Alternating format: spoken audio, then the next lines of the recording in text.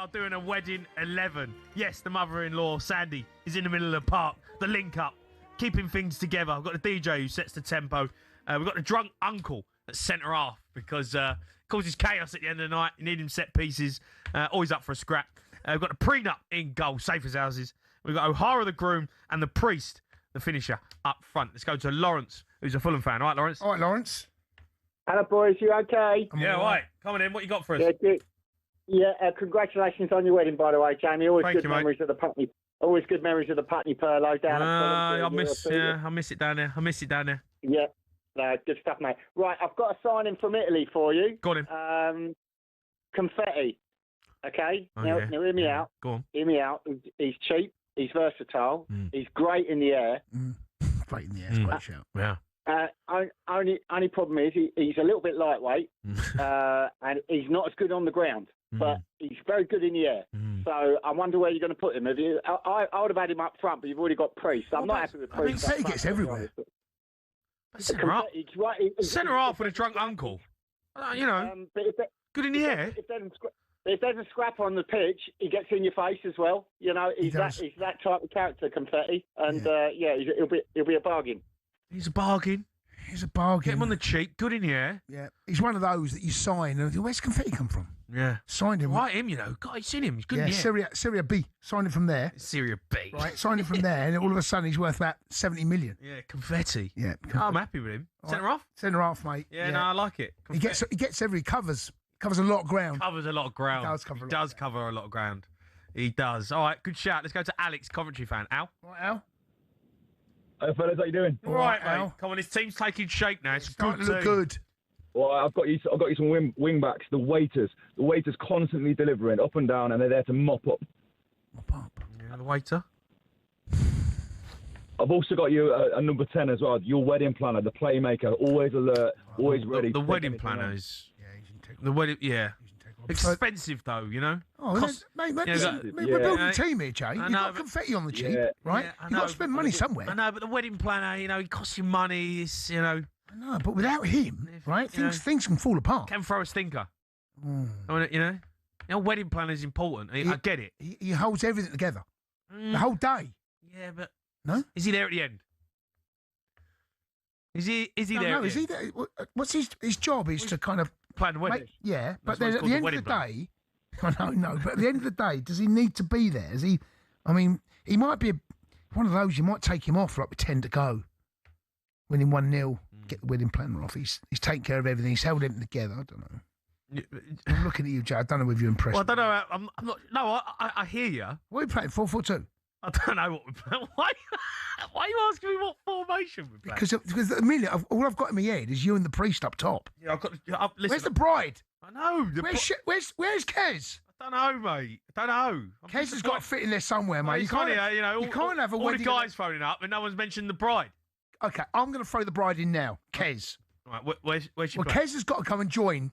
She's got to link up with at least with you at some stage in the day, and the priest. I've got her playing number 8, Jay. Kez is number 8. Hey, but I've got the DJ and the mother-in-law in there. What we're doing? She's coming. She links up. She's coming out from wide. So we've got the bride out wide. Well, it's the Maverick. It's the Maverick. Eventually, she's one of those that tracks a far post, mate. You know, when the ball goes out on one side, you're playing 4-4-2. She's the one that's got to go and join up with the priest and you. Links up. If she doesn't join up with you and the priest, the whole day's done. Yeah. There's no day. Yeah, and it's the one that everyone comes to see, right? Everyone comes to see. Everyone comes to see. It's the star player. Where is she? Is she left-footed or right-footed? Well, she's left-handed. I couldn't tell you if she's left or right-footed. So is she like a Saka? I'm going more like a Salah. She's left-footed, comes in off the flank. Comes off the flank. Yeah, star player. She's playing on the right. She's on the right. She's playing on the right. Yeah, she's on the right. Star player. Links up. Links up. Little 1-2s with a groom. You know, box on in the stanch. She's got to link up with the bride. Got to link up. Yeah, bride and groom got to link up with the priest. Yeah, I like that. Put Kez. Kez is on the right. She comes in off that right hand side, links up with the priest, plays a little 1-2 with O'Hara, and finishes things off. Yeah. I'm happy with that. The bride's in there. Are we putting the waiter or the wedding planner in there? I'm not sure about the waiter. Okay. All right. Let's ask Mark. He's a Leeds fan. Mark. All right, Marky Mark. Hi, lad. I've got chief bridesmaid as an impact sub. Oh, the old bridesmaid. Important part of the day. Bridesmaid, impact sub. Yeah. The bride's getting tired. She's been in limelight all day, and bring the chief bridesmaid on. What do you mean, bring the bridesmaid on? What, the bridesmaid sub? No, the chief bridesmaid is the impact sub. Impact sub. The bridesmaid's an impact sub? It's harsh on the bridesmaid. You can't do that with the bride. It's harsh. I mean, is the bridesmaid's got a bit of a free roll? Bit of a free roll. Well, you know. Been up front on camera all day, She stole the headlines. She's getting a bit tired. Well, hold on. You can't sub the bride for the bridesmaid. You can't take the bride off, mate. The bride's got to play 90. Yeah, she's playing 90. She's got to play 90. You can't. The bride can't come off. There's a place for the bridesmaid, right? But I don't know if it's on the bet. I mean, there's no proper wedding. Wouldn't you have the bridesmaid behind the bride, right back? Yeah, you could put her in support. the 10. She's the support network. She is, yeah. She's the steady Eddie.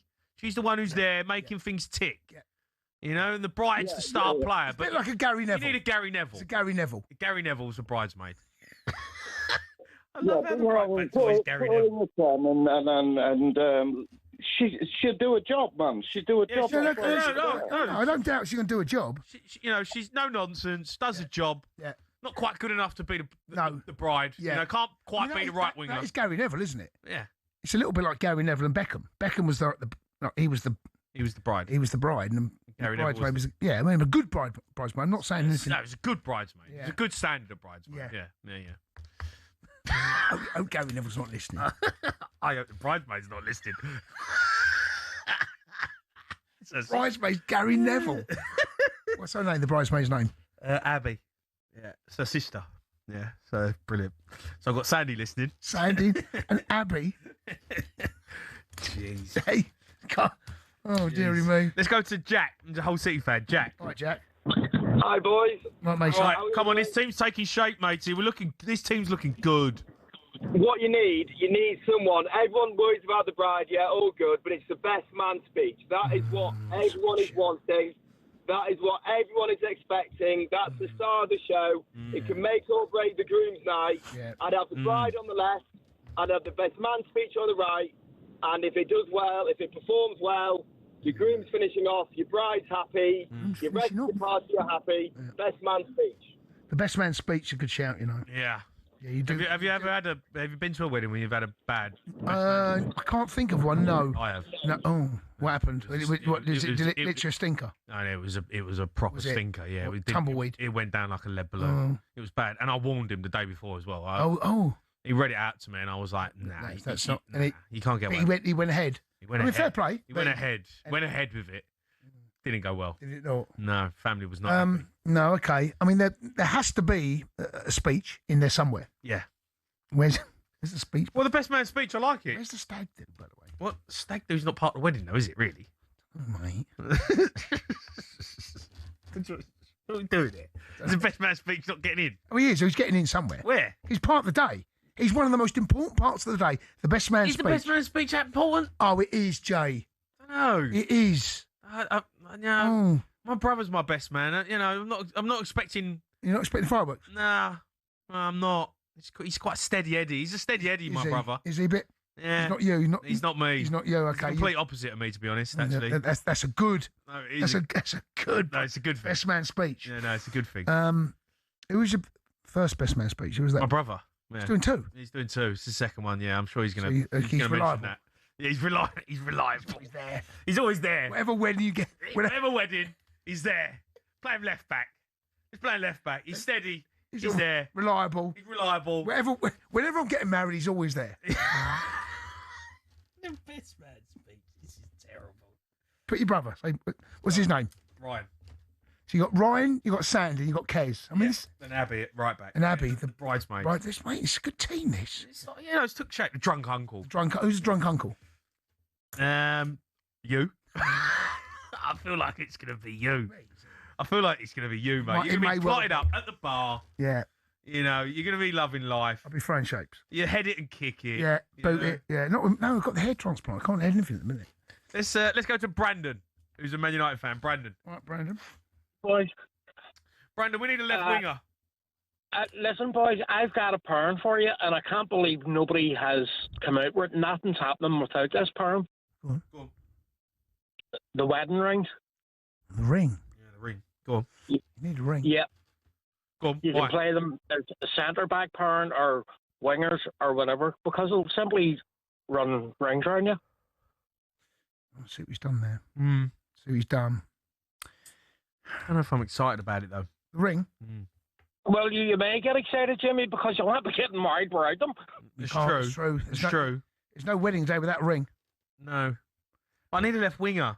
You know, I've got the Bride out on the right. You know, I've got the Priest up top and O'Hara, you know, in there as well. You know, I feel like the wedding ring. I don't know. No? I need a bit more about it. I just need a bit more. I'd rather prefer the Stag Do in there. Stag Do. I feel like the don't know where it's going to go. He literally gets the ball at his feet. The Stag Do. Where's he going to go? Yeah. He don't know. When the ball comes to his feet, he don't know what he's going to do. You don't know what's coming. But you need a ring. It's rogue. Goes rogue. Yeah, but all right. Well, what are you taking out? Okay, give us the team at the minute. So far, I've got the prenup in goal. All right, we've got the prenup in goal.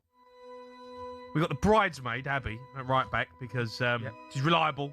And, you know, helps out, links up well with the bride. Drunk uncle centre half, which is going to be Jason Cundy. Got confetti, good in the air, centre half. Yeah. Best man speech, left back. Okay. Ryan, he's reliable. He's always there, always counting it. Every marriage. Every marriage. And we got the DJ, sets the tempo in midfield alongside the mother-in-law, Sandy. It's a good duo in there, mate. Making good decisions. You know, the link up again. You know, everything goes through her. And then obviously on the right, we've got the bride, Kez. Linking up, star player. Everyone comes to see it. It's the main man. It's the most salary of the team. And then we've got the Priest and O'Hara up front. O'Hara's guaranteed to finish, and the Priest is the finisher. So, what we got on the left? Come on, we need to finish it off. Stag Do? I think the Stag Do's got to be in. The Stag Do out. Stag Do's got to be in there, mate. The Stag Do on the left, right? You never know what he's going to come up with. You don't. You never know what's going. But it's going to be electric. Yeah. You know. And there's always going to be something happening. Yeah. He's going to get you off your feet. Yeah, definitely. 100%. Stag Do gets you off your feet. All right, there's your team. The wedding 11. The prenup in goal, mate. It's outrageous stuff, but I love it.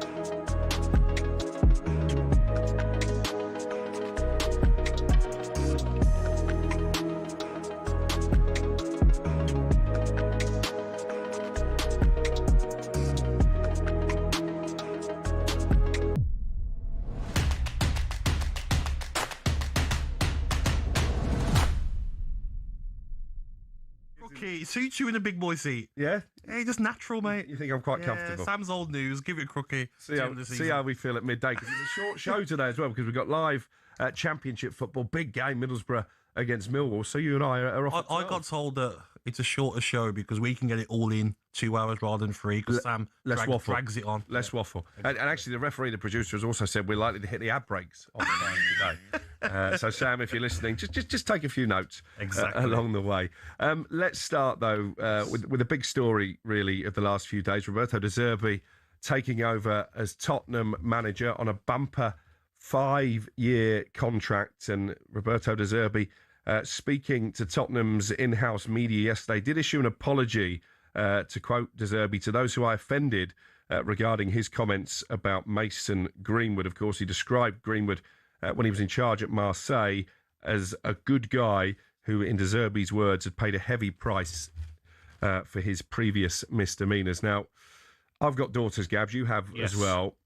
I was appalled by the allegations and the images that were leaked online, which signalled the end of Mason Greenwood's career in the Premier League. I was not in favour when Manchester United were actively at one stage looking to reintegrate Greenwood when Eric Ten Hag was in charge. I think most right-minded members of society would agree with those sentiments.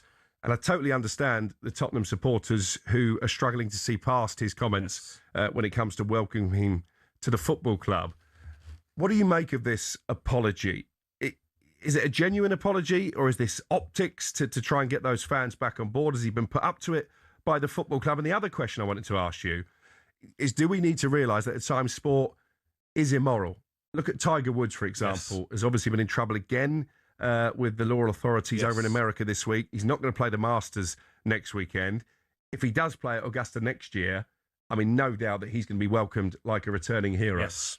No, I totally agree. I mean, when I seen the clips and heard the audio, I mean, I was disgusted. And, you know, Manchester United done the right thing, getting him out of their football club. And the problem with De Zerbi is that the way he said he's a good guy and he's paid a heavy price. Has he? And is he a good guy? Listen, fantastic player. Manchester United, when he broke into the first team squad, everyone was, wow. He's the future of Manchester United, the future of the England national team. He was that good, and he's that good. But what we all seen, Crookie, and what we all heard in the public of this country, the UK, he is finished. He will never play in the Premier League again. He will never play for his country again. But De Zerbi is only apologising because he's finally signed the contract at Spurs. You know how the clubs work, Crookie. Press officer. Okay, we got a bit of an issue here. There's supporter groups that aren't happy. We need you to come out and apologise for what you says. Does he really mean it? Because at that time, the famous quote that Simon Jordan likes to use, when you show me who you are, I'll believe you. So for me, it's something that's going to be hard for some of the Spurs fans to forgive and forget. So with that in mind, is this an appointment that comes with a lot of risk attached? That straight away the fan base is divided at a time when, as a football club, in order to stay in the Premier League, they all need to be on the same page. They need to be united. Crookie, we know how big, everyone knows how big domestic violence is, you know, and how many girls, women out there are suffering now and not even speaking out about domestic violence. So when we hear the clips and we see the images, for a manager of your football club to have defended that player, it's going to be hard to forget. And sometimes when people apologise, it's to make their job easier. Do you really mean it? So he's got it on his hands, a lot on his hands, to try and win over some of the Spurs crowd. Yes, there'll be some of the Spurs crowd that will be like, keep it to football. He's here to keep us in the Premier League. He's here for 5 years. He's going to stay if we get relegated. But there's more to life than football for a lot of people, Crookie. And I was disappointed in his words. Yeah, let's just read his apology in full, because he switched to Italian to answer this question. A lot of the interview was done in English, and we will hear a clip from him shortly, Roberto De Zerbi. He said, "I never want to downplay the issue of violence against women or violence against anyone more broadly. In my life, I've always stood up for those who are more vulnerable, more fragile. I have consistently fought and taken a stand to be on the side of those who are more at risk. Those of you who know me well will know I'm not the type of person who makes compromises to win more games or to win an extra title. I apologise to those who I offended with this subject matter. I have a daughter and I'm very sensitive to these things and always have been. I hope that over time, says Zerbi, people will get to know me better and will understand in that moment I didn't mean to take a stance. There's a really interesting article from Martin Samuel in the Times this morning, and he is obviously addressing this Zerbi situation, the fact he's been pilloried in some quarters for being seen to support Mason Greenwood. His argument is that Zerbi doesn't deserve to be cancelled for believing that somebody deserves a second chance. Oh, listen, no one's sitting here and saying that he should be cancelled and he shouldn't get the Spurs job and he deserves to be Spurs fans to be on his case every moment, Crookie. No, we're not. But people have to be careful what they say. When we saw the Vinicius Junior incident, you know, the allegations against Benfica, certain managers from Europe, not English managers, said they don't care. You know, and if they get a job in this country, those comments will come back to haunt them as well, and they'll be apologising. I feel a lot of these foreign managers speak their mind, but don't think of the consequences, and he's got to do better. Yes, some Spurs fans will be happy with that apology, but still, is it a real apology? Are you saying it because you know you're here for a long time, as you says, and you want all the Spurs fans to be on side? 810 89 on the text. If you've got a view on this, give us a call as well. 3717 22 3344. Tottenham fans, has Zerbi drawn a line under this issue now with his comments? And what do you make of the appointment in general? Let's hear from the new Tottenham manager now, who affirmed his loyalty to Spurs and gave some clarity on what might happen beyond this summer. I'm here now, maybe at the end of the season, because we have to win the game. And in football, the style of play, the tactical disposition are important. There is a mentality, and I would like to help the player to reach the best mentality we can show. I signed 5 years of contract because for me is a big challenge, and I will be the coach of Tottenham next season, no matter what. There you go. I'll be the coach of Tottenham next season, no matter what, says Roberto Zerbi. I mean, listen, they've thrown the kitchen sink at him, haven't they, in terms of what he's being paid on a weekly wage. We understand the third highest paid manager in the Premier League behind Pep Guardiola and Mikel Arteta. He's got a big bonus in his contract if he does manage to keep them up in the final 7 games of the season. How much does his record at taking over mid-season concern you if you're a Spurs fan? Brighton, when he replaced Graham Potter, no wins in his first 5 matches. Benevento, no wins in his first 5 matches, having taken over mid-season in 2017. Yes. And Palermo, 1 win from his first 5 games. That was a 1-0 victory against Atalanta. He was sacked after just 13 matches. This is a manager historically who takes a while to get his message across. He doesn't have time on his side. I think he's going to have to change his style, Cookie. I don't think we know he hasn't got time. We know that eventually that season with Brighton, they finished in 6th position and got into the Europa League. So it was a fantastic season after the poor start. But he has to change his style. He can't go in there all guns blazing, Crookie. We know his style. We've seen at Marseille when there were 2 players that had a fight in the changing room. He got rid of both of them. He's no nonsense, but I think he might have to change his approach to get Spurs to stay in the Premier League. And what I don't like about Zerbi is the way he left Marseille. Because it was all going good until the final game of the Champions League group stage where they missed out on the top 24. Yeah. I think it was goal difference, something ridiculous in the last... Was it Benfica? I think it was the Benfica goalkeeper scoring, wasn't it? So his toys were at the pram then. Then there were rumours that he was going to leave, and he then lost 5-0 to their rivals PSG. Yeah. And then he walks. So as much as he says, I'm here for 5 years... Well, he never stays anywhere for 5 years. Exactly. No, mate. Graham Souness made on this very programme. You will stay until your toys get thrown out the pram and you're out. So he only took the job now because of money. Let's not lie here. Because I was listening to you over the last couple of weeks, and a lot of reports saying that he's not sure. That message was clear. Coming out of the Zerbi camp was that he wanted to wait until the end of the season. He wanted a sabbatical. Spurs probably says, how much has the bonus got to be? Survival bonus, and your money will not go down if you get relegated. Okay, where do I sign? I'll change my mind. Come on, we're not daft.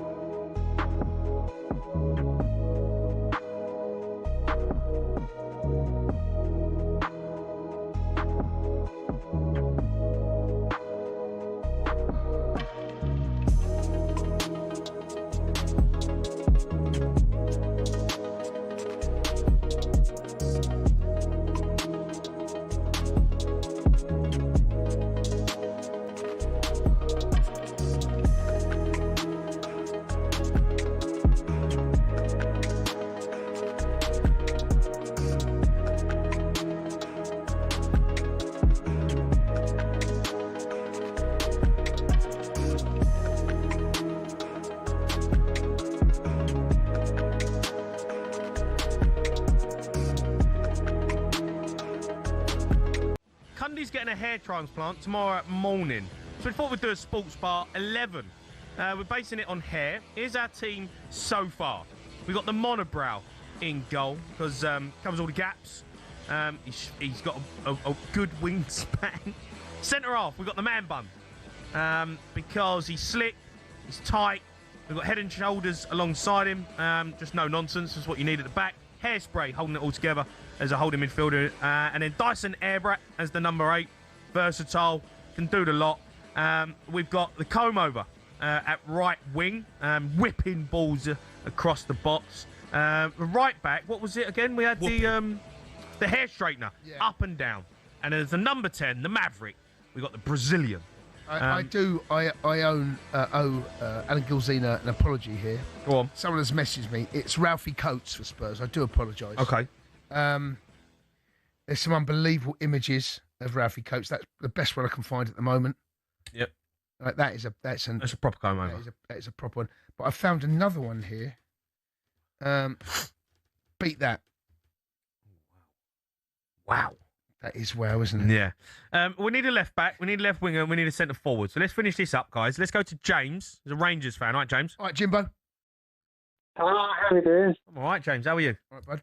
Yeah, I'm good. I was trying to come up with something relevant to Cundy's hair transplant. Good luck with that, Cundy. Thanks, bud. But I couldn't. But there was a haircut you had before, and I think that should be the fullback. Go on, what you got for us? That would be the fullback sack and crack. The back sack and crack? Fullback yeah, sack the fullback. I actually had a back sack and crack on Goldstein. I know you did. Yeah. What? I lost a bet. And you done a back sack and crack? I had a back sack and crack. And recorded it? And Goldstein recorded it, went out on social media. Imagine what those numbers do now. What are them sports bar back in the day, mate? Some of the stuff you got away with. I had to go to a parlour. Yeah. Near where Andy. Then he recorded it. That's amazing. Yeah, and I had a back sack and crack. Yeah. I like the back sack and crack. Just, mate. Give you a description of why you should play fullback. James?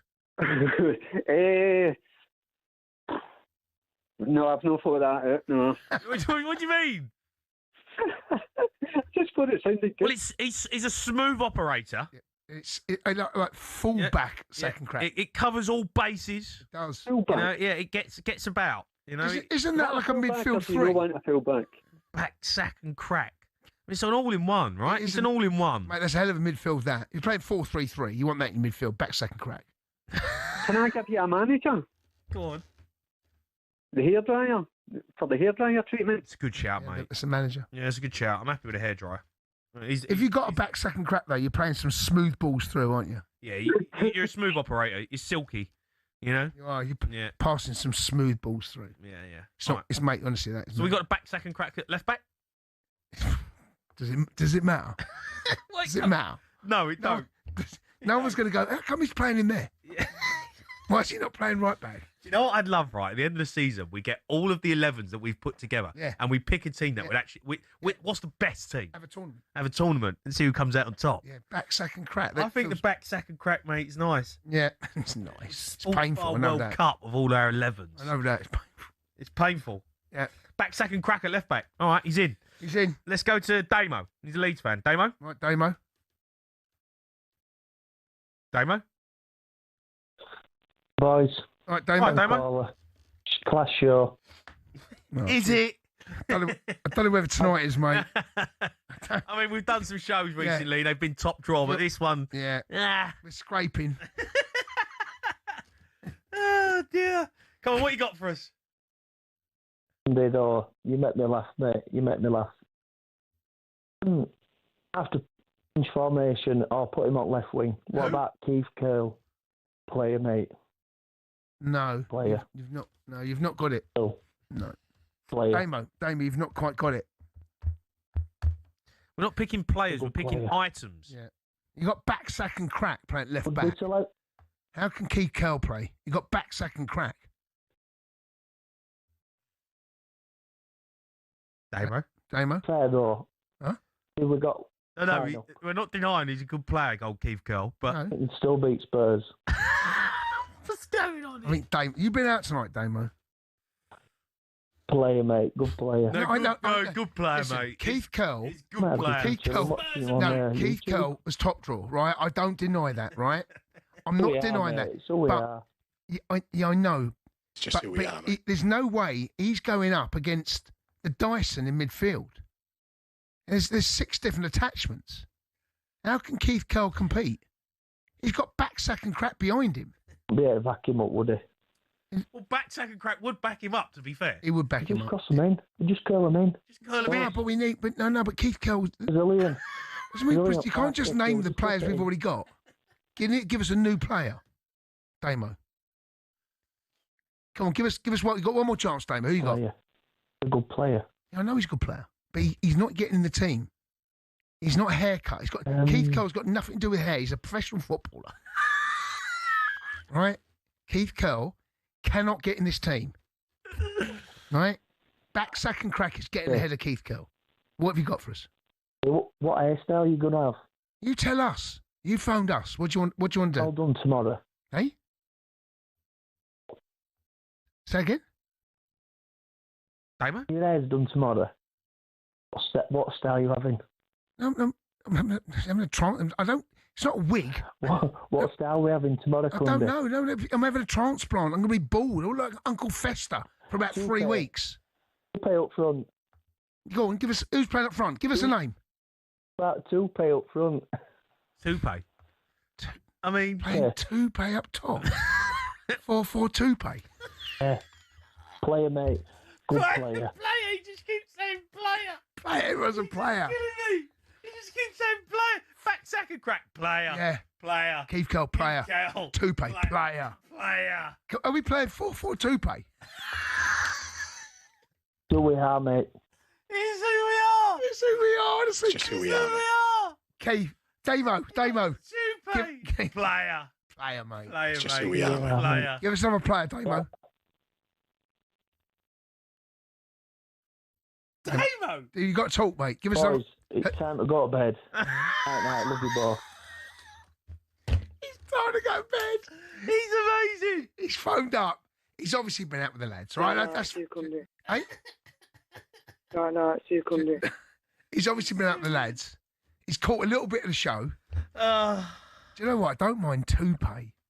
4-4 Toupee. No, but we're not playing 4-4 Toupee because we've got Brazilian at number 10. We can't play 4-4 Toupee. All right, we need to finish this team. We can't have Keith Curl left wing. Backsack and crack. Keith Curl up the team. If Keith Curl's listening to this, Keith, I'm sorry, mate. Oh, dear. You're definitely better than. Let's go to Darren, who's a Tottenham fan. Dazza. All right, Daz. Hello, Jace, mate. How you doing? All right, bud. Right, listen, I used to play for Barnet, yeah? Yeah. Oh, very good. Got transferred to Wigan. Yeah, very good. Transferred to Wigan, yeah? Yeah. Right. Right, come on. Who you got for us? Tell me that's not it.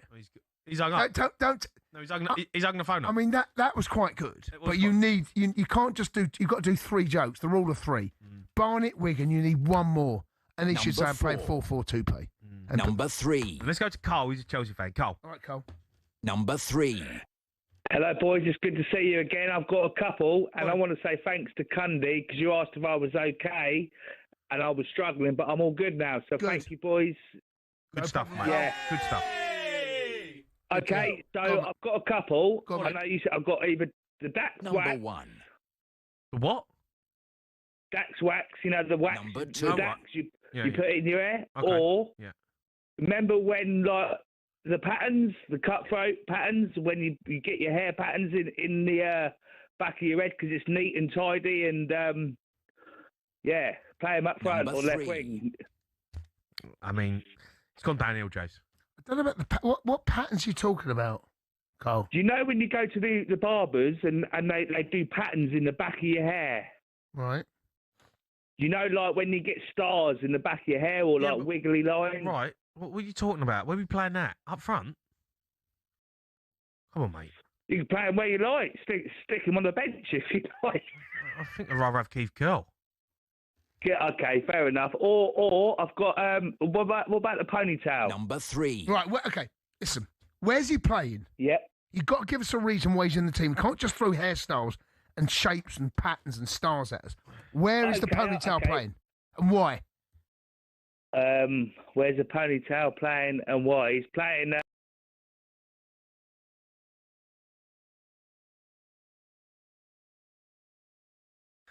All right. Let's go to Andy. He's a Portsmouth fan. Andy, help us out here. All right, Andy.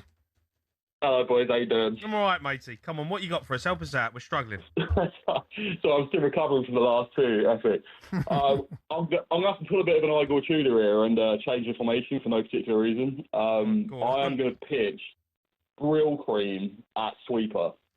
Brill Cream. Brill Cream. Bit of Brill Cream at sweeper, right? So we're playing five at the back. Beer, right? It's classic, right? It's classic. It's retro. It mops everything up. Everything goes through it. Yeah. It's inspired so many different roles throughout the years, just like Brill Cream's inspired all the powders and the gels and all that lot. Yeah, Brill Cream was the original, wasn't he? Yeah, but you just never see it anymore either. Can you not get it? Doesn't exist. Can you not get Brill Cream? I reckon you can. Are you going to actually look and see if you can I reckon find... you can get it. I definitely reckon you can get it, right? But have you ever seen anybody have it anymore? I've never seen it. Just don't see it anymore. Well, I just feel like there's probably a lot better products out there, maybe, than Brill Cream right now. I don't know. Yeah, you can. You can get it on Amazon.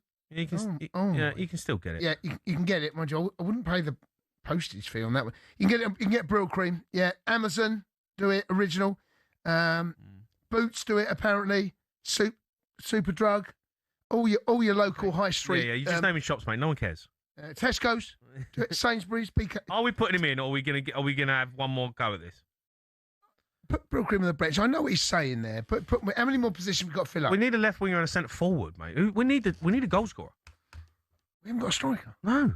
Right, okay. We need a striker again. Come on, give us a striker. We need a striker. We need a left winger. Don't phone up unless you've got a striker or a winger. Let's go to Mason, Southend fan. Mace. Hello, boys. Good All right. show. All right, Mace. Come on, what you got for us? Well, you're after a striker now. The problem is I've got a holding midfielder. No, we don't need that. We need one, mate. I've got hairspray in there. Hairspray's in there holding it together. Yeah. I don't really want to bump the Brazilian up, like centre forward. Don't want to bump the Brazilian? No, I don't know if I want to bump the Brazilian up. No, you know. Oh, but I've got a banger of a super sub for you. Go on. So you got curtains. When he comes on, the other team knows for curtains, and he's putting the game to bed. You open things up. Opens things up. The curtains is good, mate. It's got a nice curl on it. That's it. I'll put the curtains left wing. Go on, in curtains left wing. All right, come on. We're obviously struggling for time at the minute. Yeah, come on. Curtains left wing, right? Get this finished. We need to get this done. Right, come on then. We need a striker. Right. Jay, just give us the team now. Right. As it is, and we need one striker to polish things off. Okay, we've got the monobrow in goal. All right, we've got the hair straighteners at right back. We've got head and shoulders centre half with the man bun. We've got back, sack and crack plan left back. All right. Smooth operator. We've got the hairspray holding midfield. And then we've got the Dyson Airrat that's playing the number 8. Versatile. Does the lot. We've got the comb over playing right wing. Whipping things across. We've got the curtains left wing. Does the same thing. Opens things up. Puts teams to bed. And, curls things in a box. We've got the Brazilian. All right. Number 10. The Maverick. Everyone loves a Brazilian. Opens things up. Open things up. It's a star player. We need a striker, and we might have one. Let's go to Paul, the Liverpool fan. Right, P-Dog. Good evening, gents. Hello, matey. Right, this is the one. This is the one. It's got to be your captain as well. Okay. It's the Gillette Beard Trimmer Pro. It's neat and tidy. It is. It covers face, body, and head. Keeps the team in shape, and it's a clean finisher. There you go. There you go. That's the standard we need. That's where we need it to be, right? The finisher. The finisher. The beard trimmer. Yeah. Just behind your Brazilian. It's just perfect. I can only imagine the Brazilian looking around, seeing Gillette up. I mean, it's like you look up, you go, seeing Gillette up top. It's like those two are going to get like a house on fire. Honestly, they're banging goals. Oh, banging. All 90 minutes, they're banging. No, He's top draw, mate. They are top draw. People are rocking up. People are waiting in the wings to see the Brazilian in Gillette banging in goals. Banging for 90 minutes, mate. Gillette and the Brazilian.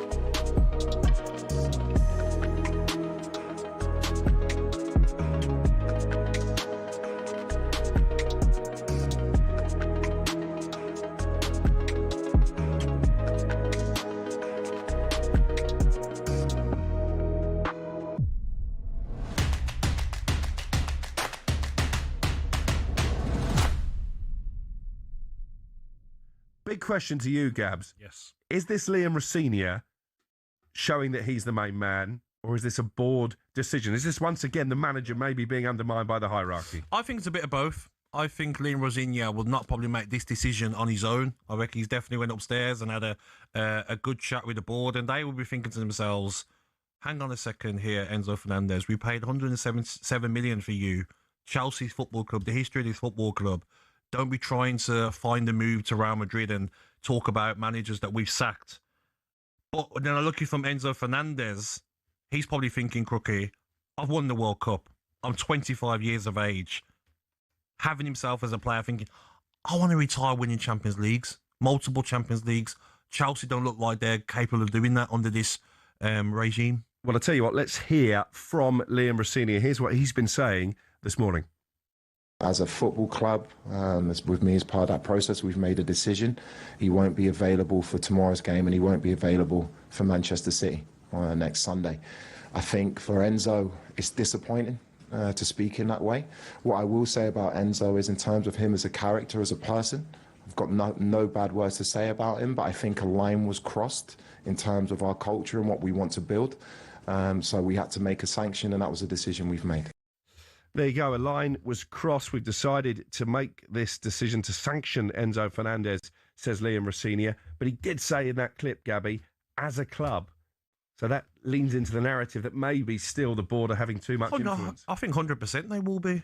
I think if you think Liam Rosenior's going to, drop a World Cup winner Enzo Fernandez for those words, I don't think he'd do that by himself. He's definitely gone upstairs to get the clarification that's needed. But I think something else that he says, Enzo is frustrated as he wants to be successful. But like as a manager, stop trying to soften the blow. Do you know what I mean, Crookie? Like, you've suspended him for 2 games. Again, if it was Liam Rosenior's decision, would he be trying to soften the blow? Exactly. No, that's a great point. But to try and help Fernandez out and say, he's just frustrated, he wants to be successful. Okay, so does Caicedo, so does Palmer, so does Reece James. I don't see those players coming out. Also, Cucurella saying it's hard to turn down Barcelona. Why has he not been sanctioned as well? It's a brilliant question. I'm sure Chelsea fans are asking the same. 81089 on the text 03717 223344. If you want to have your say on national radio before we go at midday today, is Liam Rosenior right to drop Enzo Fernandez? They're going to beat Port Vale, you'd imagine, live on talkSPORT tomorrow in the FA Cup anyway. But Manchester City at home is massive in terms of their quest for a Champions League place. I'm sure Jason Cundy, who is on the game day phone in from 5:30 this afternoon, will have plenty to say on the matter, and we'll be hearing from Chelsea fans next. And time to check in on our latest episode of Inside Liverpool. Now, this week, Jermaine Pennant discussed rolling back the years at a Legends charity game at Anfield. Jay Spearing, by the way, rolling back the years. What a strike from Jay Spearing. There was goals from Thiago and Jay Spearing. Liverpool 2-up. Borussia Dortmund got back in it into the second half. Gerrard and Thiago still look like they should be playing right now for Liverpool, in particular Thiago, who was just...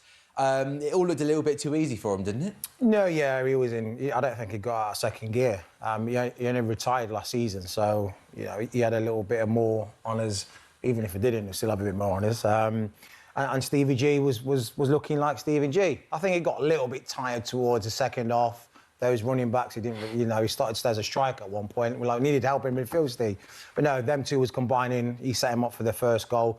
Thiago could have scored another one as well. No, everyone was great. It was literally fantastic. And you came on second half around the 50-minute mark? Yeah, I was supposed to come in on my little trusted right-sided, but I ended up... Skirtle got injured, so then I had to go right back. For the first couple of minutes, I was thinking, right, let me play like Trent.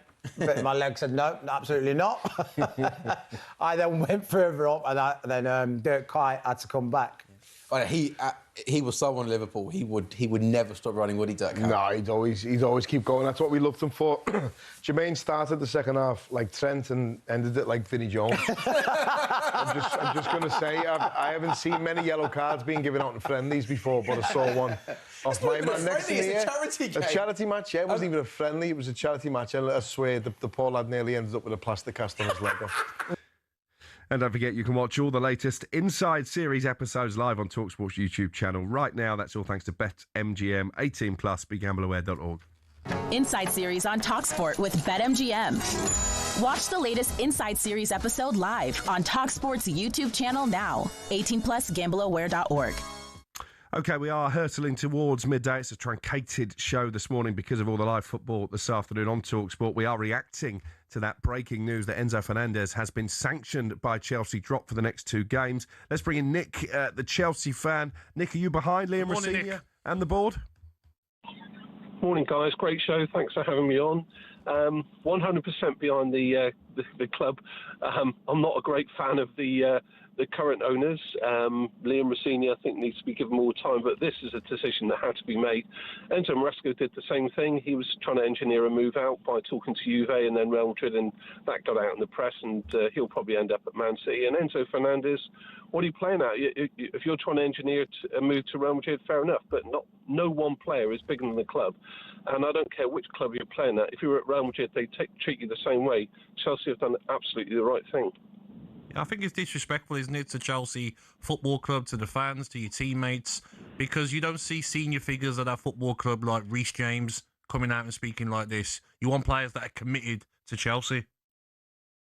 Exactly, and don't forget, this is the guy that sang that racist song and had to apologise to his team. I mean, the club bent over backwards to accommodate him. How many other clubs would have done that? So we gave him a second chance after his disgusting outburst.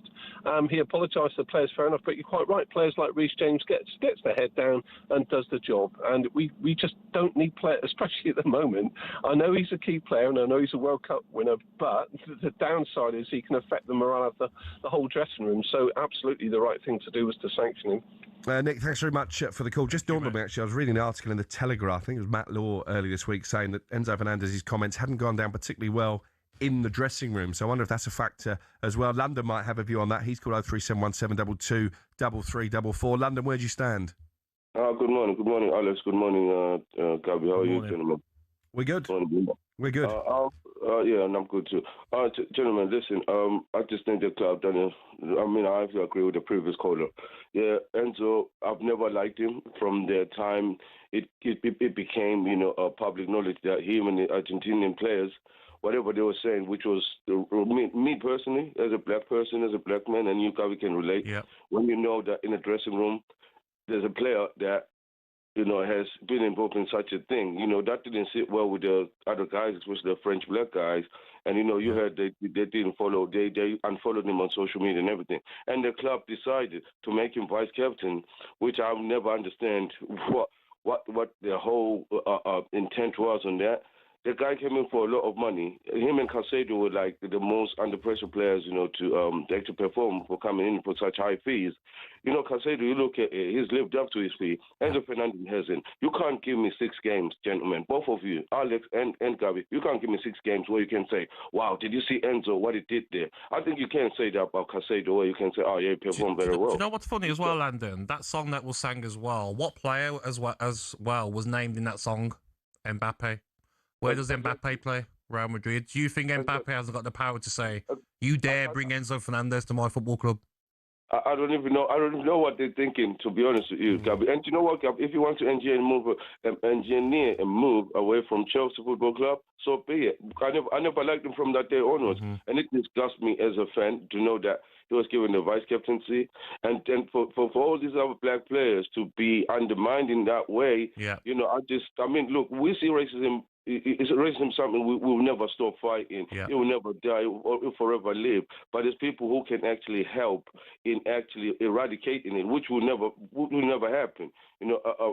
Racism is like a virus. You'll never totally eradicate it. But I just think the club has done the right thing in Enzo Fernandez, because the thing is, He hasn't even performed. Let's be honest, gentlemen. He hasn't even performed for 100 and something, for over 100 million plus player. He hasn't really. And Chelsea are going to want exactly what they paid for him back as well, by the way. Oh, absolutely. London, thanks very much Thank you, for London. calling us this morning. It's Thank you, important mate. to just point out that he's not been sanctioned for the previous Of course, comments in that yes. song. It's about what he was saying about course, Real Madrid.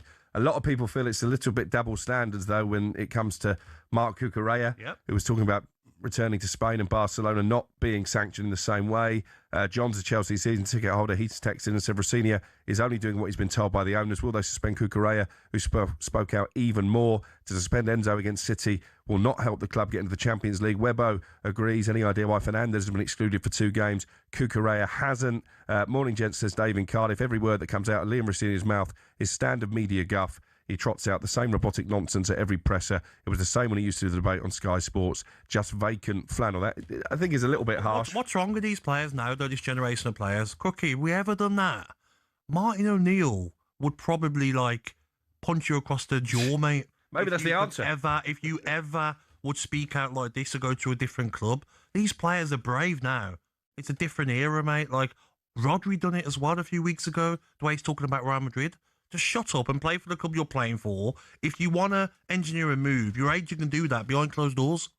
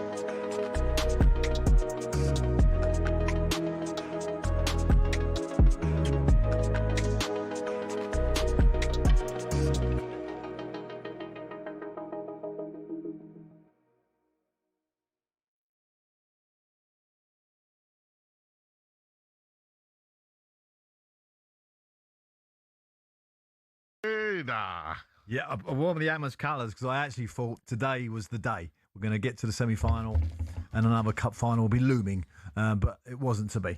What a game. An unbelievable game. I mean, it's, listening to the boys trying to commentate and try and make some sense of it was ridiculous. There was just so much going on, so many opportunities, so many chances. I'm a little bit disappointed about West Ham's setup, but after the half-time, they seemed to get it right. I thought it was a bit unlucky to concede that second goal when they'd done so well, and then obviously we had the extra the injury time up, and then the extra time. Amazing moments.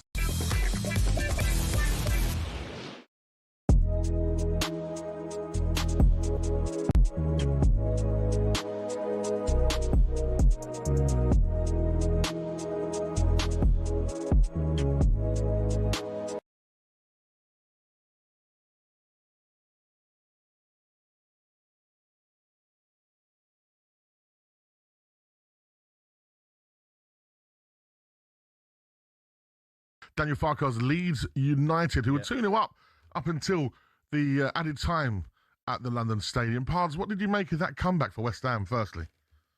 Well, I just genuinely thought Souček was so poorly missed in the first half, and then second half he come on, they looked a different team. And I spoke to Dean Ashton at half-time during that game, and we both agreed that, he just needed more tempo, more kind of like an attack and then a follow-up, like to win the second ball and have another attack. And they had a great period, West Ham. Unfortunately, they didn't score at 1-0. They had a really, probably their best spell of the whole game. And then obviously Leeds have gone up the other end, got a second goal. Played well, by the way, Leeds. I'm not going to put Leeds down. They were a terrific attitude to that game. But then the remarkable ending. With Finley Herrick coming on. Yeah.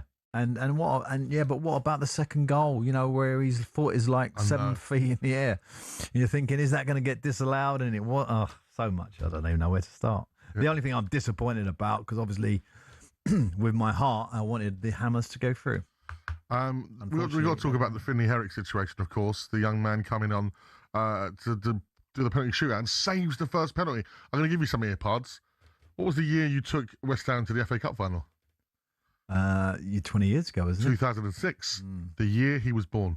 No. Finley Herrick was born on the 18th of January. 2006. Lost to a penalty shootout. I mean, everybody thinks Steven Gerrard got the winning goal. He didn't. It was just a goal to equalise. We should have won in extra time. We didn't. We had better chances than Liverpool, and actually, just the penalties undid us like that team today. And West Ham, a great effort by them and their supporters. I feel for everybody in that stadium today. The West Ham fans, not for the Leeds fans. They're very, very happy. What about the people that left the stadium and tried to get back in? What do you make of that, Pods? Well, with 2-0 down, it's not an easy place to get out of. I can understand why they've left early. I mean, I'm not going to, criticise them for that. It's not an easy place to get out. And usually the steward in there isn't particularly lax. It's a bit lax, I always thought, when I went to that stadium.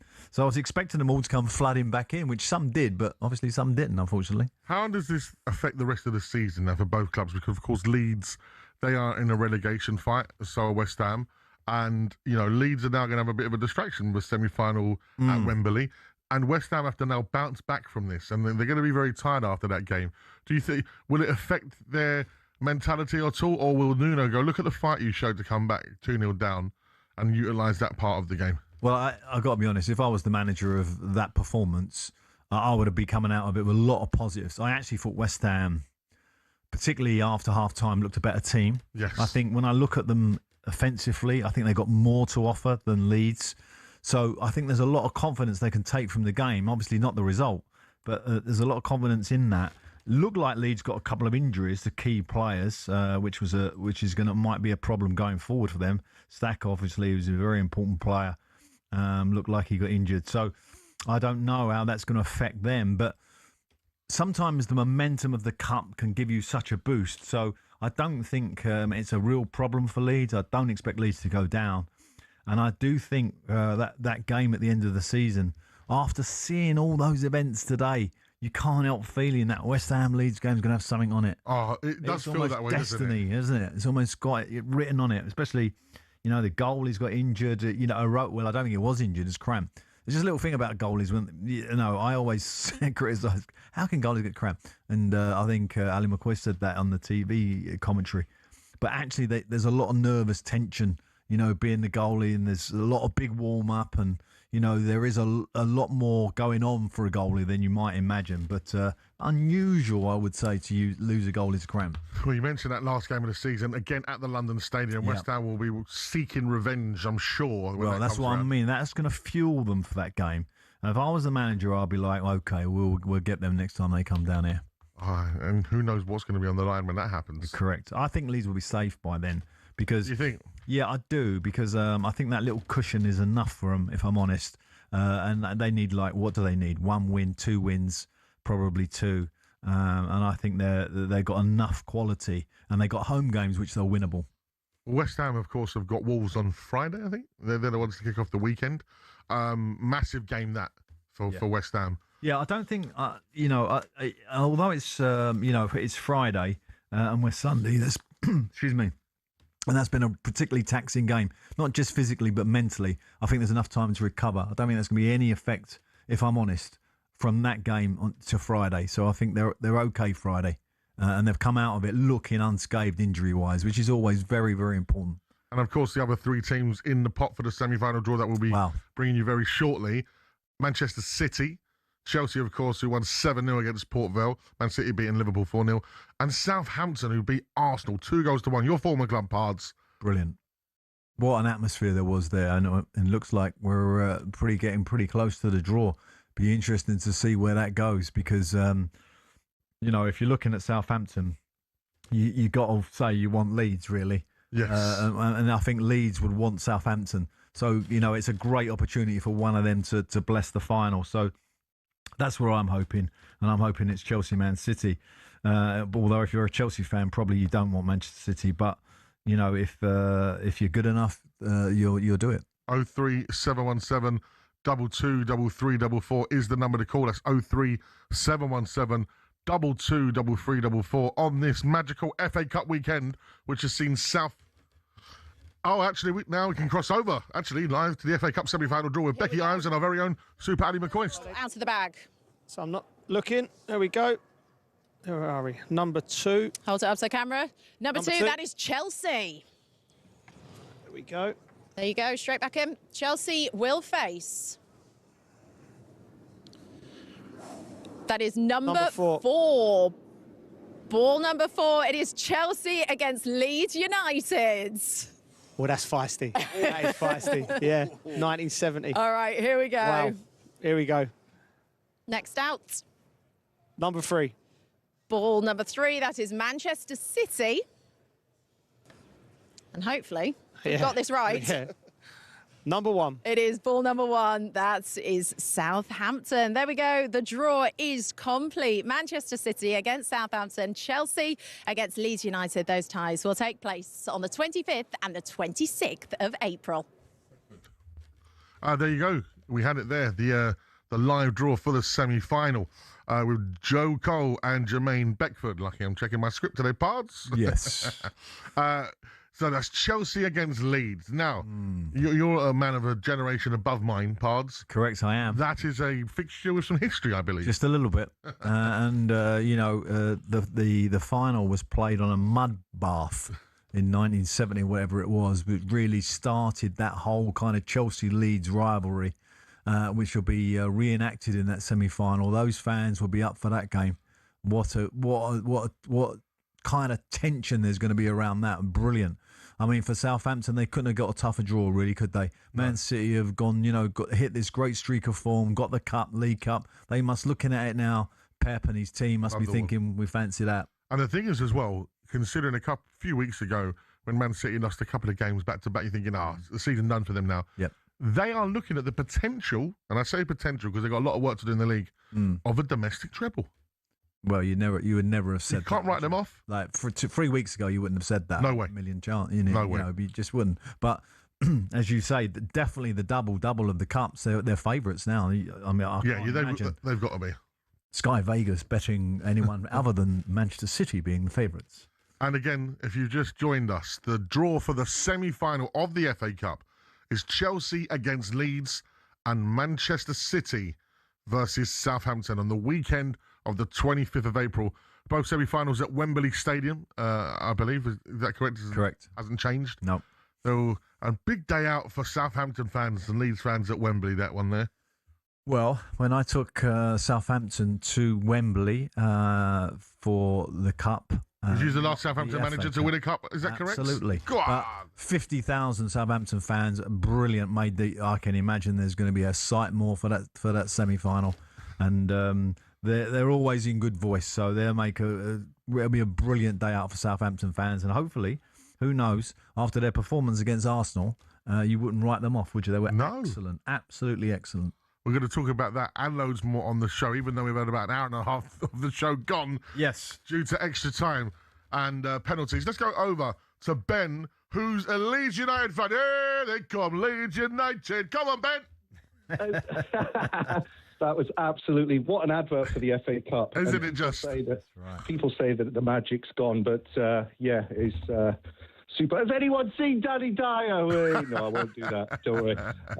But yeah, thanks for having me on. I just wanted to say, other than being absolutely delighted, what is going on? If Leeds are losing at Ellen Road 5-0 and you leave on 75 minutes, you're being checked by other fans, and I mean that. You are being checked by other fans. What a horrible fan base. Has it basically become this since they moved stadium? It just seems so transient. And Ben, I will say... Be careful, Ben. Otherwise, don't come to London, mate. Ben, I know. On a real one, it is such a difficult stadium to get out of. In and out is very big. All the London stadiums are, aren't they? Spurs, you know yourself, getting in and out of there. It's a little bit more tricky. When you pay that much, come on. But maybe it's a northern thing, eh? We're a bit tighter. you not stick together. If you let us down, we're gone. But anyway, thanks for having me on. And, Ben, are you going to get yourself over to Wembley for the semi-final? You're going to try?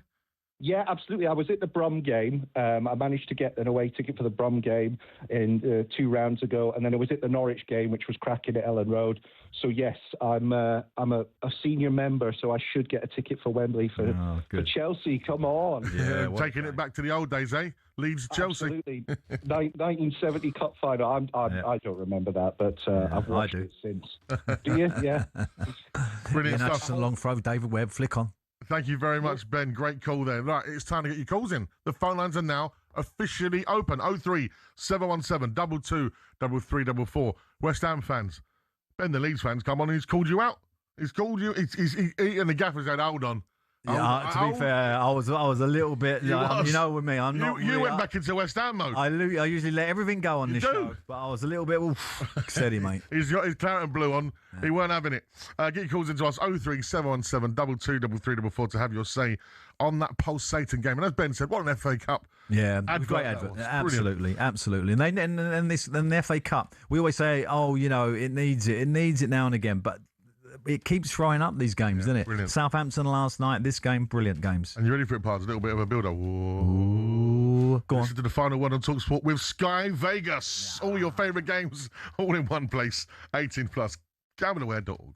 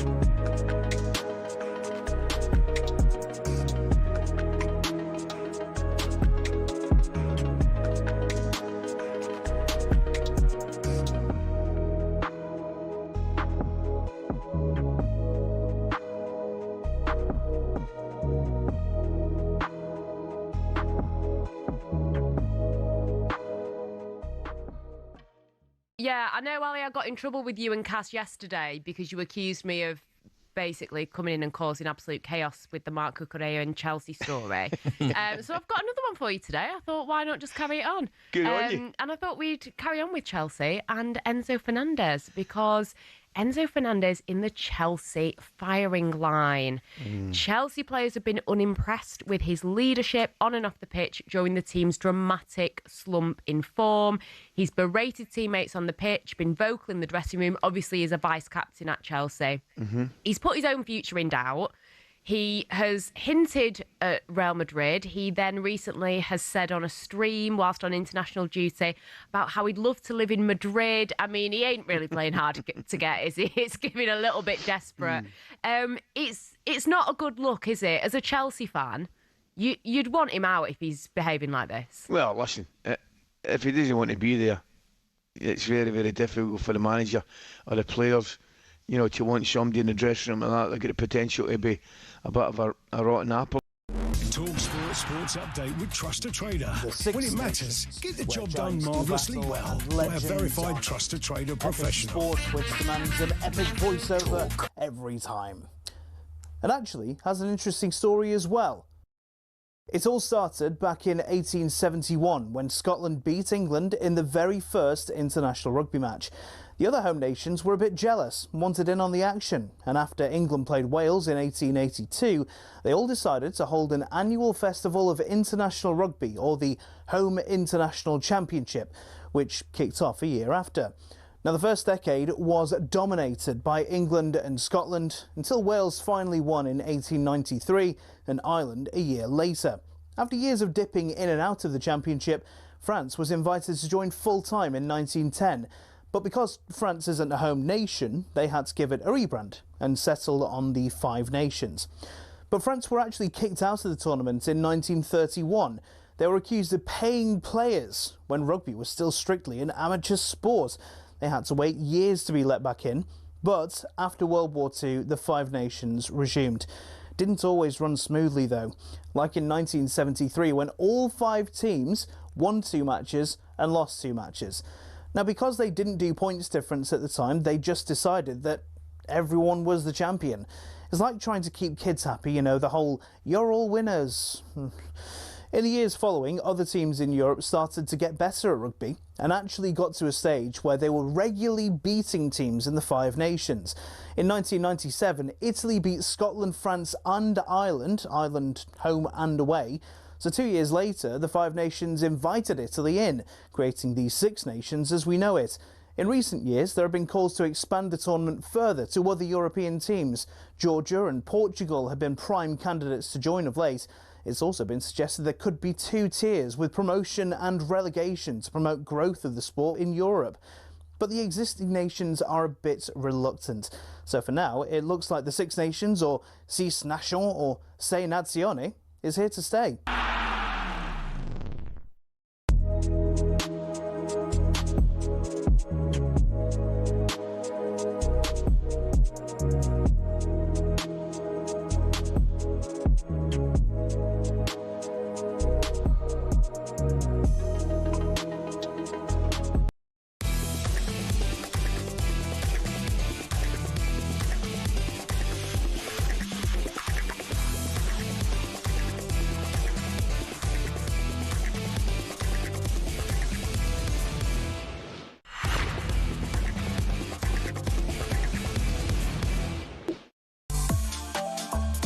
Good evening and happy Easter one and all. This is the final word with me, Majestic, alongside the last Southampton manager to win a cup. He goes by the name of Alan Pardew, but some know him as Alan Butch Pardew, and we'll talk about that later. And I mentioned that, yes, Southampton and Arsenal fans will be talking about the FA Cup very, very soon.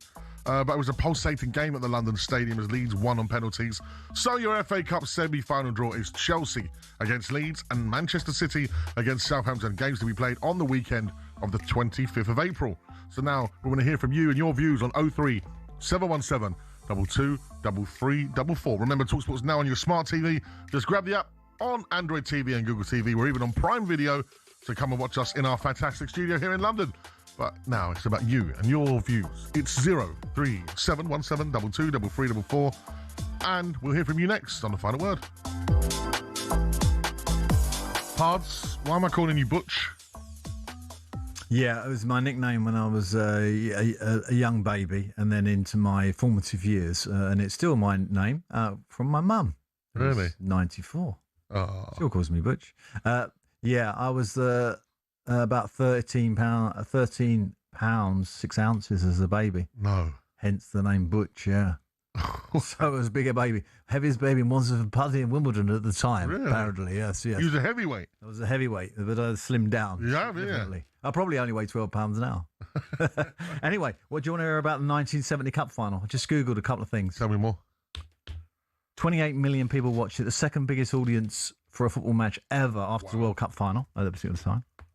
And I remember the winning goal now, and guess how it was scored? Do you want me to talk you through it? I'd love to hear. On a really boggy pitch. It was the War, right? And it was at Old Trafford. The mud was thick as, hell. It was no one could really play on it. Anyway, it goes out for a throw-in, long throw. Do you remember that new thing we've only started doing this particular year, all these long throws? Yeah, it was set up. They took ages to take it on. Hutchinson threw it in. Jack Charlton defending, got a little nick on it, went to the far post. Big Webby, centre back, smashes it in the net. Diving header into the net. Chelsea won the cup.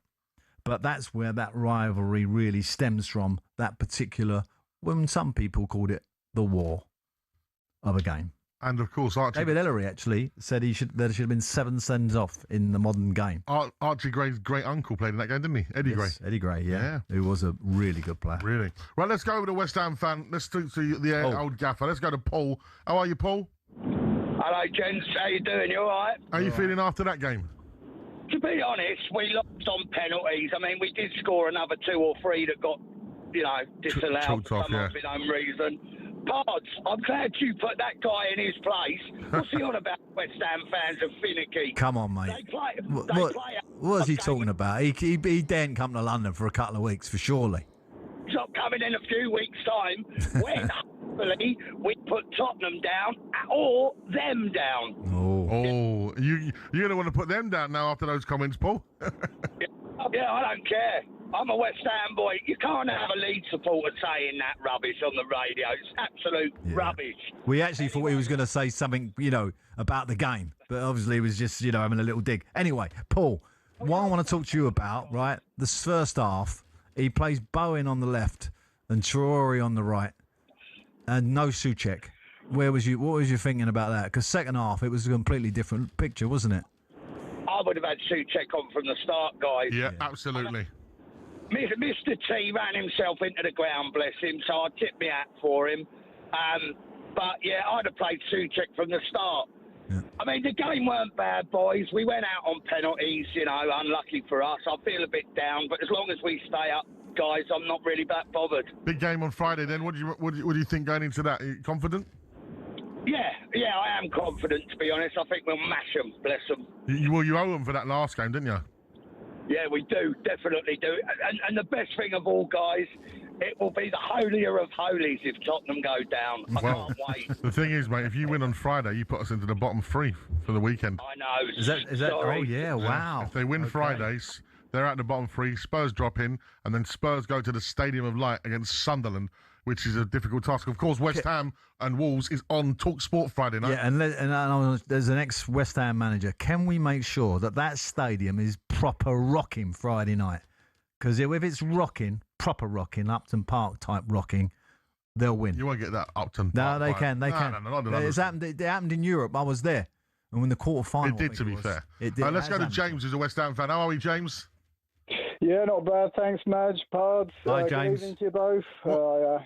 Cool. Just getting me breath back from that. What a game that was. Wow. Isn't it just, there's one of those games when you walk away from, win or lose, you've been thoroughly entertained.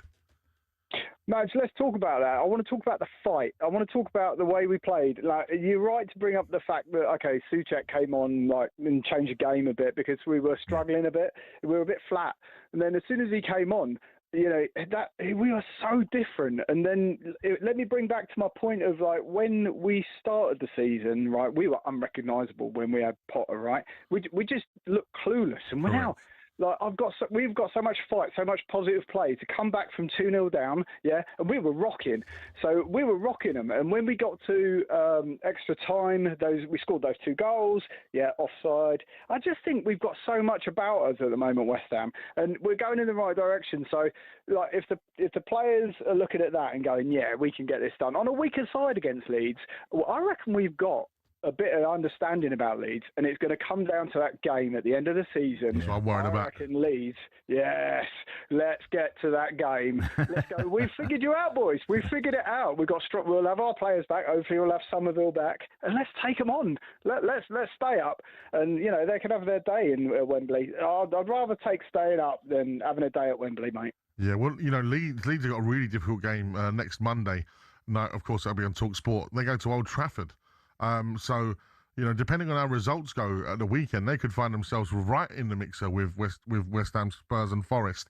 And, that they obviously come to Spurs. They've got to go away to Bournemouth. There's some difficult games for them. That front group now, you got Drury, who I think will be, perhaps super sub.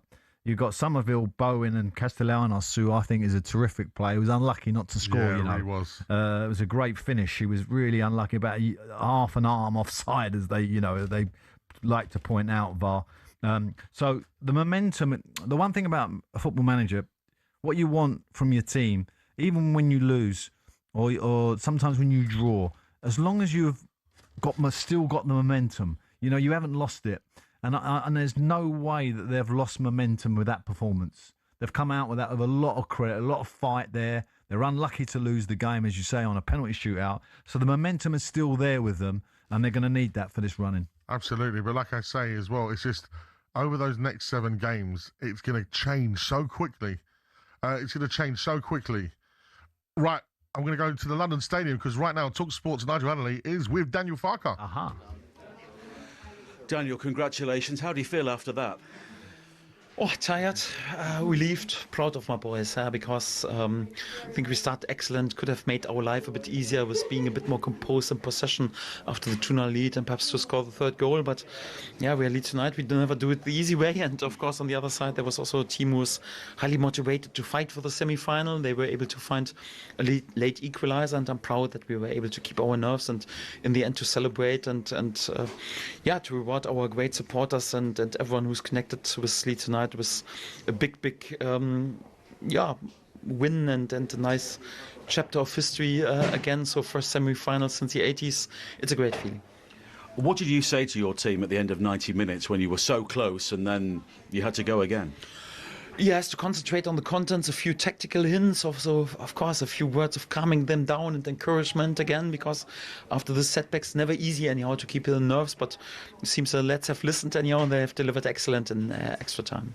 And your goalkeeper again in a shootout in the FA Cup, he's delivered for you. Yes, I'm delighted for Lucas. He deserves to be in the spotlight. Didn't have the easiest start to life here in the UK. First season, I had to deal with several injuries, also a bit setbacks. He had to adapt a bit to English football.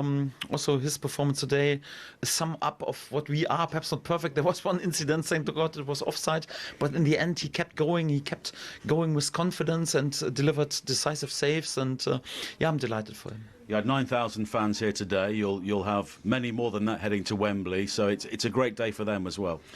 Yes, and this is what football is all about. Also like to bring some joy and some pride in the hearts and the souls of the people, especially during this strange time, the circumstances in the world. So I'm pretty happy after decades of waiting and also a few tough years in the past that they are able to celebrate themselves, to celebrate this amazing club. And quite happy that we can send them back also with the feeling, okay, there's FA Cup semi-final coming up. And just finally for me, Chelsea coming up in that semi-final. What do you make of that? You've had some good games with them this year. Yes, that's right. Of course, we are a bit the underdog, and Chelsea's a big name, and we can't play this game at the full-packed Ellen Road. But you never know. So in football, you also once started to play football to achieve something unrealistic. Of course, a bit unrealistic for Leeds United to be in Wembley for the final. But why not? So we are a good side, and wherever we go with our fantastic fan base, our great support, we have a chance. And this is also what we're trying to do. Well played, thank you. Thank you very much. Daniel,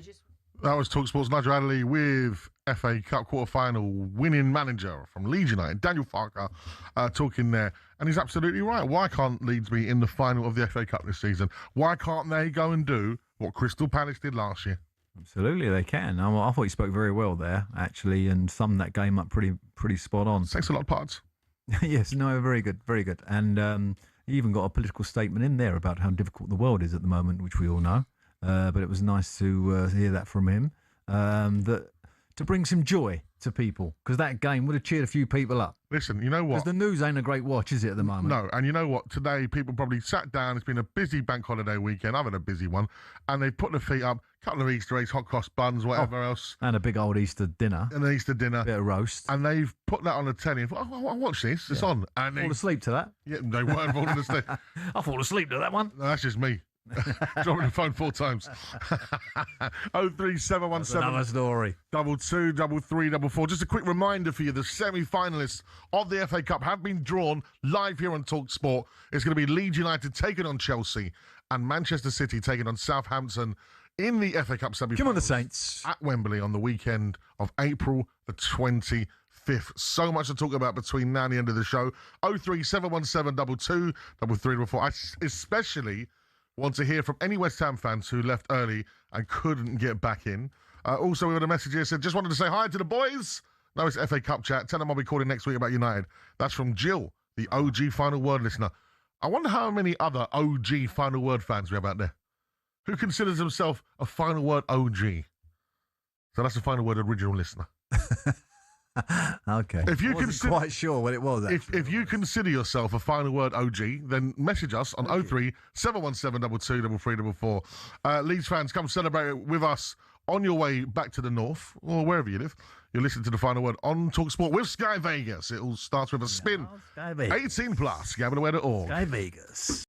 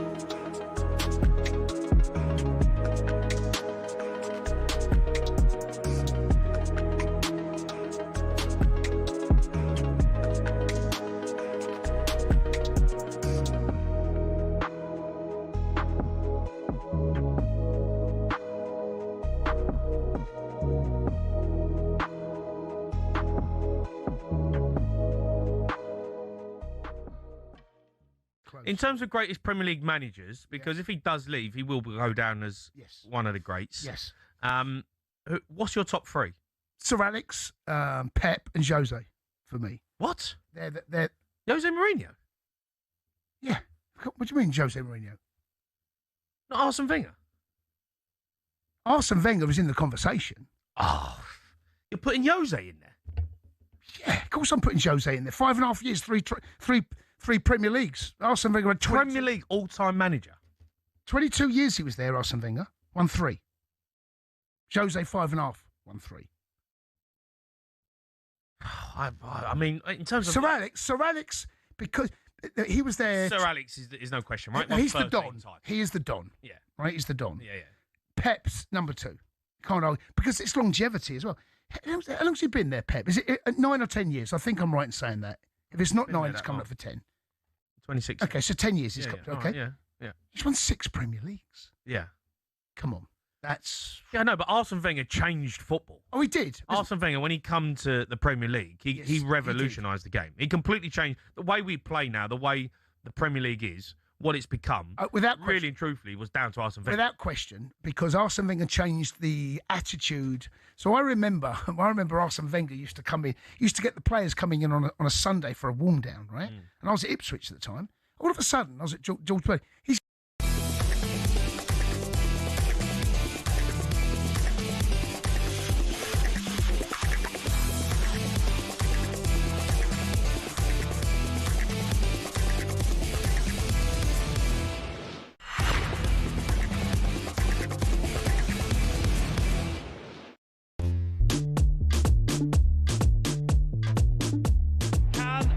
Herrick keep West Ham United alive here in this shootout and in this season's FA Cup. Pascal Struijk tries to compose himself and Struijk hits it and it's in off the post. And Leeds United have done it. They're into their first FA Cup semi-final since 1987. That's right. Into their first FA Cup semi-final since 1987, past Leeds. The year I was born. They're a great set of fans, aren't they? I mean, when you can imagine them at Wembley, what an atmosphere that's going to be. Them. Well, I was with a Leeds fan earlier tonight. Early this afternoon, went to my friend Bo's little son's first birthday party. Oh, how lovely! And Grandad Patrick was a Leeds fan. He's like, He's going to burst into some sort of Irish accent there. No, no, he's an Irishman. His favourite player of all time is Paul McGrath. Loves Paul McGrath. Well, what a player that was! What a player! Yeah. And Patrick was like, I'd rather go out of the FA Cup and stay in the Premier League. Yeah, I think that is general feeling of most people. I bet it doesn't feel like that now. No. I bet that's changed. True. Yeah. Let's go over to a West Ham fan who I believe might have left the ground early. How are you, Stuart? Hello, boys. How are you? How are you, Madge? All good, Stu. Yes. Did you leave early? I did, mate. Yeah, Madge, it's Stuart Mark's brother from Toolroom. Hello, mate. How are you? How are you? Gutted, Madge. Absolutely gutted. But we showed fight. We left. Unfortunately, my son wanted to leave at 2-0 down. We left. Heard it when we got to the tube station 2-2. We were elated. Went to the pub, and do you watch it in the pub, Stu? We did, mate, and yeah, it's a lottery. But fair play to Leeds. Bought 9,000, and they didn't stop singing all day. So fair play to those boys. To be fair, you know what? As well, when you're 2-0 down and you're at the London Stadium, listen. I'm not sure if you heard the Leeds fan Ben who was like, "Look, that's poor." It's a hard stadium to get out of at the best of times, Stu. Mate, with the stop-go signs are the bane of my life, mate. Trying to get out of that place. I've been caught up in there. I've been caught up in there a few times with loads of West Ham fans, and it's not the nicest place to be when you're a Spurs fan. No, but also if your band's really, upset, 2-0 down, he's come to watch his team, he wants to go home, Dad, come on, I want to go home. You can understand there's a bit of pressure there as well. Big game on Friday, Stu, against Wolves. A game that could see Spurs going into the bottom three if you win. How excited are you for that prospect? Oh, he's gone. Be fantastic from my point. Hello, can you hear me? Yeah, we got you back. We got you back. Yeah, sorry. No, as much as I love you, mate, Spurs going down and us staying up will be the icing on the cake. But yeah, look, it is what it is. That's FA Cup for you, and what a day. That's a great advert for me for the FA Cup. Do you know what I mean? 100%. Go there. And Stu, you sound like, you can go away from football games and lose and just come away and go, do you know what, that was brilliant. Brilliant afternoon. We've seen a great game. And like you say, fair play to Leeds, fair play to their fans. They're off to the next round of the FA Cup. And, you've got the relegation battle with Spurs, Forest and Leeds to think about. We said it on the way back. I said it to the two boys. This is what football is. This is football. Love it or hate it, this is the emotion of football. So, yeah, Bobby and Lucas have come with me today. They've had a bit of schooling today on what football is. So there's always the one thing about football you can always guarantee. There's more disappointing days than great days. That's the truth. That's it. No. You speak the truth, mate. But no, great show, you two. Up the Toolroom FC. Up the Toolroom FC. There you go, Madge. There you go. Good luck to everyone. Thank you, boys. See you later, Stu. Stuart, there, West Ham fan. Let's go to Tom, also a West Ham fan, joins us on the show. Hello, Tom. Hello, you all right? Yeah, not bad, mate. Great advert for the FA Cup, we keep saying. Are you feeling gutted at all, or are you feeling like the rest of a lot of West Ham fans are just like, look, the fight was great signs as well, especially considering you're in a relegation fight. It gives you a lot of confidence maybe moving forward to see how much fight West Ham have in them. Yeah, it does. I mean, over the last sort of few games we've played, we've obviously started showing a bit of fight, which is great. But I am really disappointed. I feel like if we had tweaked the team a little bit, the starting lineup, correct, we could have done that game in 90 minutes.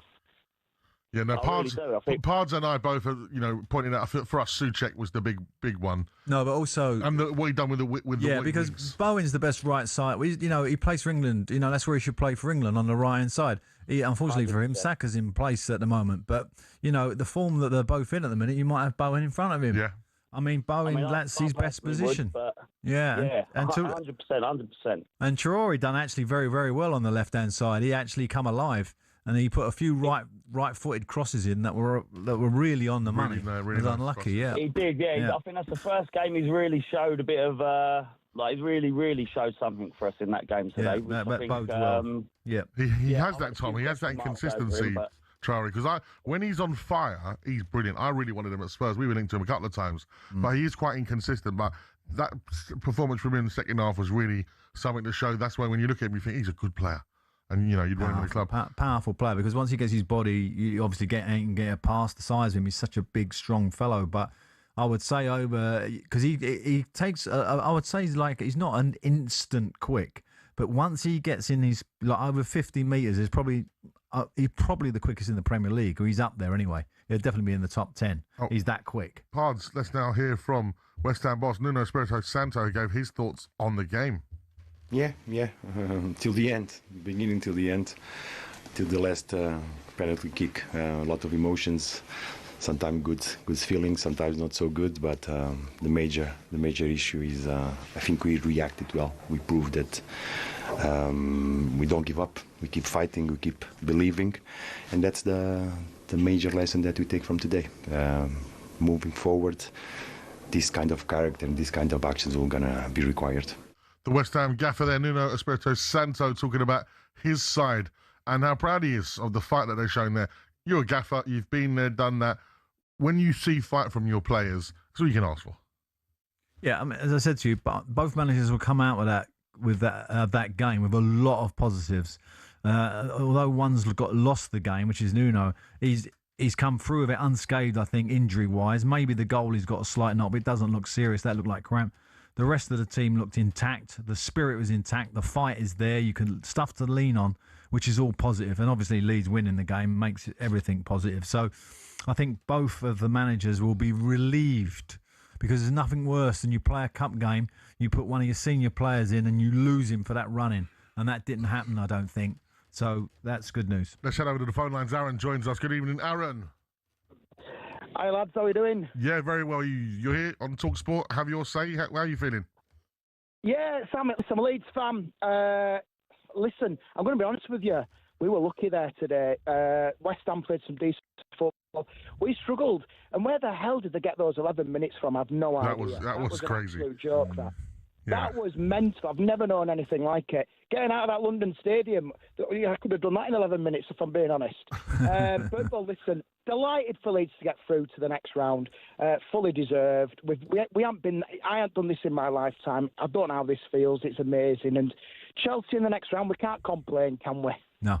Definitely got a chance. I mean, Chelsea are a strange team at the minute. Obviously, they paid to Port Vale, the bottom of the division, League One. Yeah, but they haven't taken a point off us, though, this season. They've only taken 1 point. That's what I'm saying. I think you've got an absolutely excellent chance.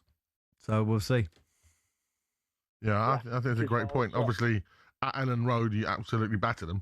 And I think an up-for-it Leeds crowd at Wembley against Chelsea. That whole business this week with Fernandez and Cucurella, who looks like he's been sidelined sort of stealthily because he didn't get on the pitch yesterday, may come back to be painful, I think. But we'll see. Yeah, absolutely. Great call. Thank you very much. You are listening to The Final Word on talkSPORT with Sky Vegas. All your favourite games, all in one place. Vegas. Sky Vegas. 18 plus. Gambleware.org. Coming up next, we talk Arsenal's treble dream ending against Southampton and Liverpool being sent packing by a Haaland masterclass. It's The Final Word with Madge and Butch.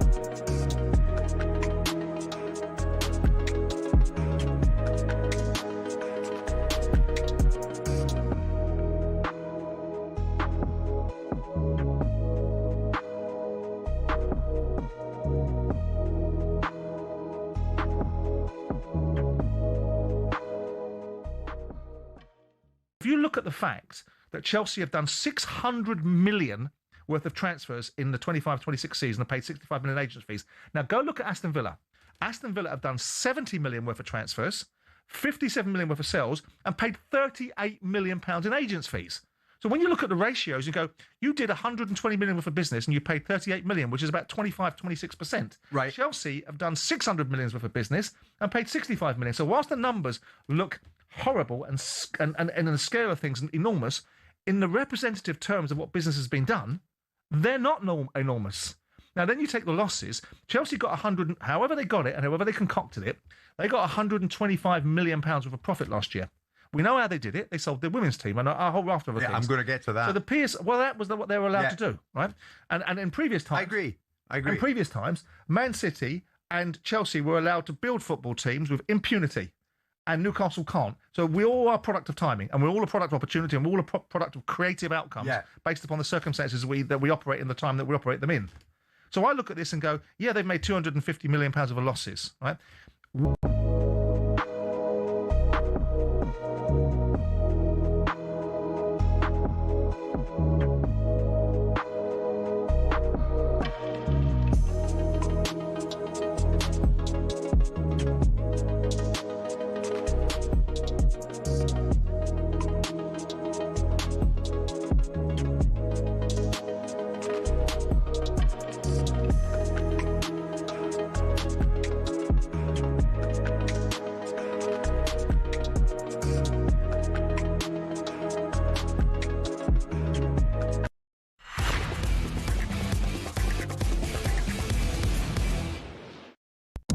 Don't do it.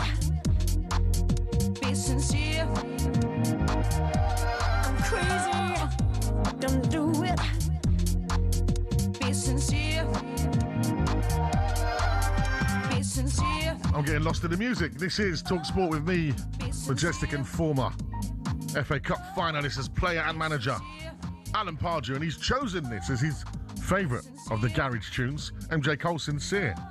And this is considered a classier side of garage. Absolutely, a little bit. Of course you went classy. A bit chillier. A bit more chill in there. Je ne sais quoi. Very nice. Yeah. MJ Cole Sincere featuring Elizabeth Troy. Why are we playing garage this weekend, Park? Elizabeth Troy, is she like a known singer? She's a great singer. Great singer. Great British? singer. She's a British singer. Good for her. Brilliant. And on Friday night at the O2, on Good Friday, we had Garage Nation, the concert. Which you did last year. Yes. It's a huge success. Yeah, it's a show I produce.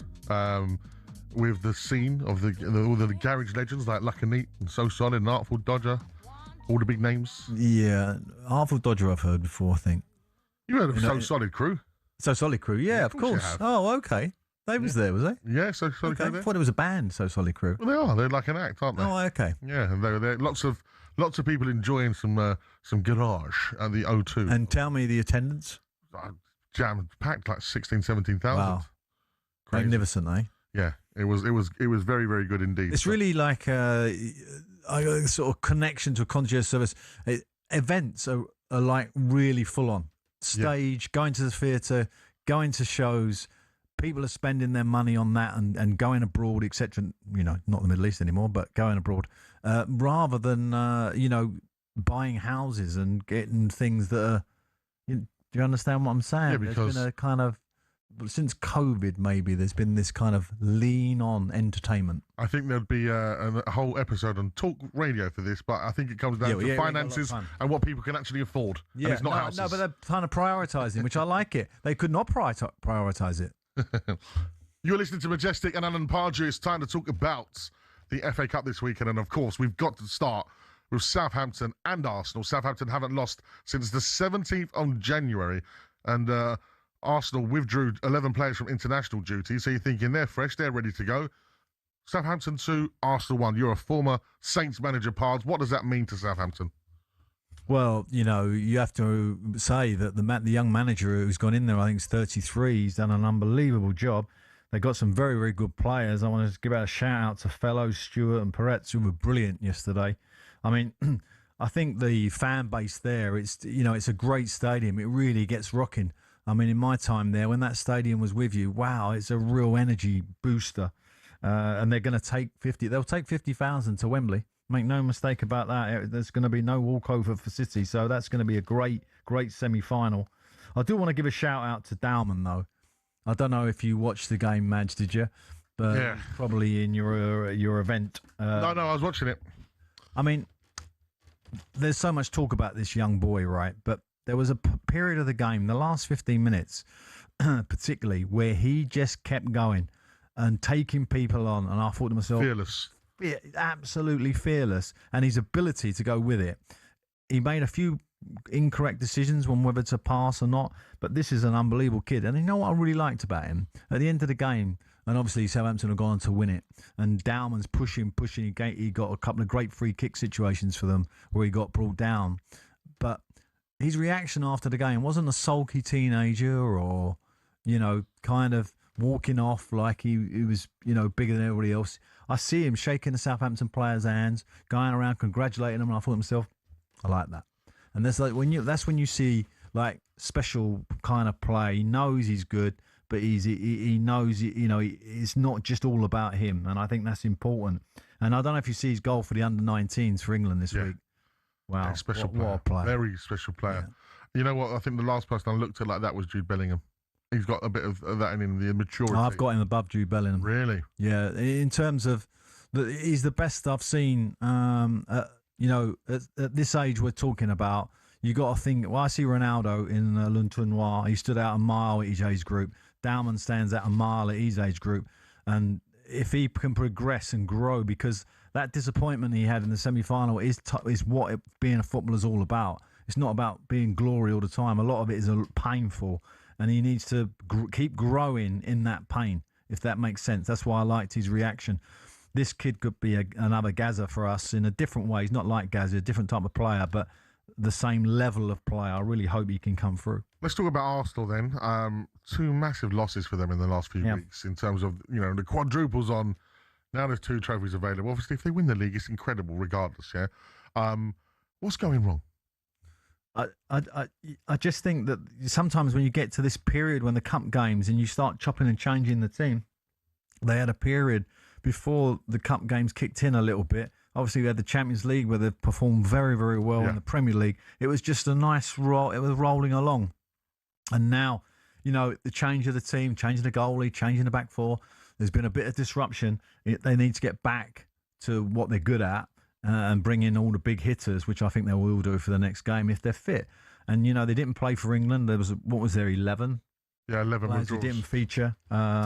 So you like to think that they're kind of cementing their team for this Champions League this week, where they've got Sporting Lisbon. It's going to be a tough game, by the way, out there. And the Premier League run-in. I still expect them to be Premier League champions. I do. I can't see them falling down on that. Champions League one looks, unless they really get themselves back in gear quickly, maybe beyond them. But we'll see. Manchester City against Arsenal in the Premier League, the 19th of April. Is that the title decider? Yep. That really is. Yeah, I think so. And depending on what happens prior to that game, results-wise, a draw might be enough for Arsenal. Tuesday, of course, 8 o'clock, you can hear live coverage of Sporting Lisbon taking on Arsenal in the Champions League quarter-final first leg right here on talkSPORT.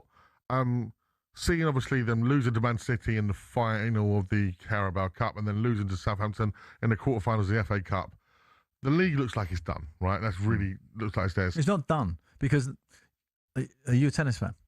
I am a tennis fan. Right. The most important, the hardest point to win is the last point, right? To win the game. That is always the hardest point. And when you get to advantage, it's horrible. Yeah, it's the same in the Premier League or League One or Champions. We got Woody at Bromley. They can't win a game at the moment. They've got beat. They've drawn. That final push over the line is the hardest thing, particularly if you haven't done it or not done it for a long, long time like Arsenal. So it's not going to be easy. It's going to be nervy. But I do expect to get them to do it. I mean, the worrying thing, I think, if you are an Arsenal fan, not so much how Arsenal are playing, it's just, look, Man City seem to have just clicked into gear, don't they? Yeah. We kept saying that a while ago, and then they go and lose somewhere, and they might even do that again. They might lose somewhere you would at least expect it. That will be a great fillip for Arsenal, but we'll see. At the moment, Man City, Haaland, they look a bit awesome. Yeah, they do. And again, that hat-trick at the weekend as well. Incredible stuff. Don't forget, Tuesday, 8 p.m, you can hear live coverage of Sporting Lisbon against Arsenal in the Champions League quarter-final. First leg right here on talkSPORT, presented by Adrian Durham. Commentary from Jim Proudfoot and former Benfica defender Scott Minto. So you're saying Arsenal fans don't panic? No, I don't. No, I don't think they're panicking. I think Liverpool fans might be panicking. They might be about their situation. Wow, that was a really poor performance, and they got Paris Saint-Germain. You know, they've got the toughest. Probably, you know, when I look at Europe, obviously you got Real Madrid and you got Barcelona and Bayern Munich. You have to say that all three of those are real great teams. But Paris Saint-Germain, for me, are the best team. Yeah. So they've got to overcome after a difficult result this week. That, you know, the best team in Europe. We'll see. Obviously, Chelsea absolutely destroyed their opposition in Port Vale. We didn't expect anything less, really, did we? No Enzo Fernandez, no problem for Chelsea. Yeah, well, it might be going forward. He's a big player for Chelsea. And, you know, I remember I've seen a lot of games at Chelsea where Fernandez has dragged them out of a poor performance, not just under this manager, but previous managers. So it'd be a big loss. And, you know, how can they build bridges? I see Liam was talking it up. You know, and it might be that the club have enforced that ban rather than Liam, or trying to shield him from that by sort of saying, look, he's out for 2 games, you're not going to be able to pick him, blah blah blah. You know, and then rebuild so his relationship isn't destroyed. And I think Liam was trying to make that point, that there is no problem between the player and him. But it's pretty obvious that the player has either been given, his agent's either been given some encouragement that the Real Madrid bid might come off, or the move might come off, or the player senses it for it to come out like it has. And then you look at Manchester City, the way they've dealt with the same situation with Rodri. There's real strong rumour that he will be going to Real Madrid, and Pep just washed it away as if, well, if Real Madrid come calling, they usually go. Yeah, there's 2 different ways to handle the same issue. Absolutely. I know which one I would have taken. Are you going to be banned for the Manchester City game next week too? Do you think that's the right thing to do? That's my point. I mean, you know, he's a very important player in my view. 7 different goal scorers in that game. You'd be happy if you're the coach? Yeah, they did the job. That's all you can do. And particularly in the FA Cup, the most important thing is to be in the hat. And now they're in the hat and they're in the semi-final. Now the classic Chelsea Leeds in the semis. Yeah. Right, coming up next, before we hand the baton over to the Trans-Europe Express team, we look back at Man City dispatching Liverpool's. Virgil van Dijk's performance came under the spotlight. You listen to the final word here on talkSPORT with Sky Vegas. All your favourite games, Vegas, all in one place. 18 plus. Gamblingaware.org.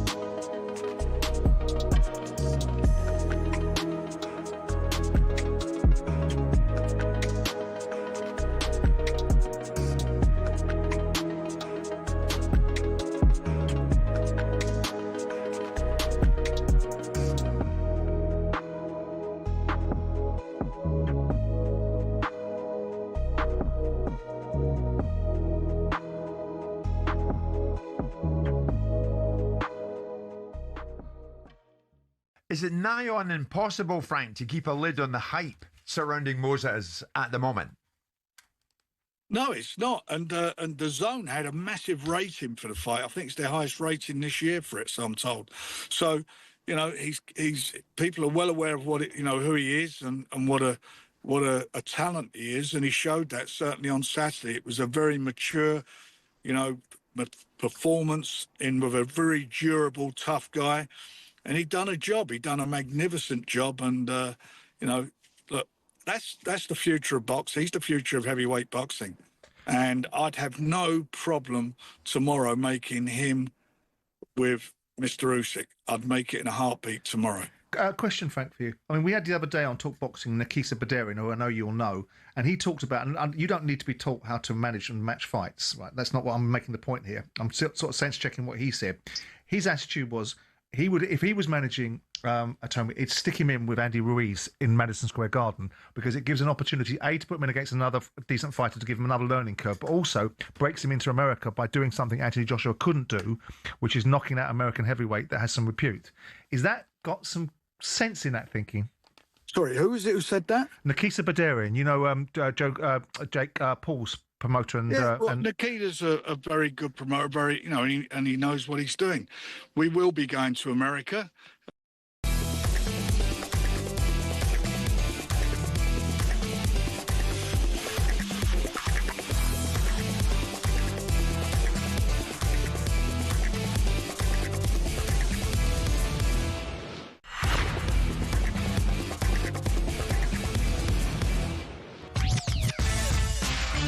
Now you can enjoy complete coverage of the Randox Grand National Festival from Aintree on Racing TV, the only channel showing every race live. Don't miss a second of the action at Aintree. Enjoy Racing TV with a 60% saving now.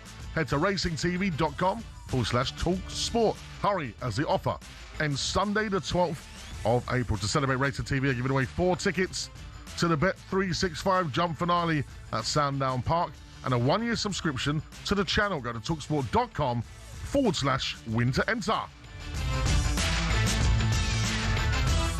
Right. It is now time to turn our attention to Manchester City against Liverpool. Haaland scores a hat-trick, 33 goals in 44 games for Manchester City this season. Pards, where does he rank in the all-time top Premier League strikers? He's a strange striker sometimes because his involvement in the game is so little. He doesn't really build the play. He's always looking to just get in, and that is a kind of mentality that is very rare. I can think of strikers.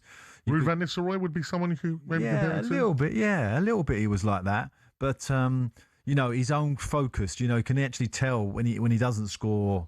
He's so upset with himself. It's everything for him, and that's a great attribute to have as a striker. Because if you look really hurts him. If you look at Alan Shearer, Harry Kane, Wayne Rooney, you can think of them doing other bits and pieces in the matches.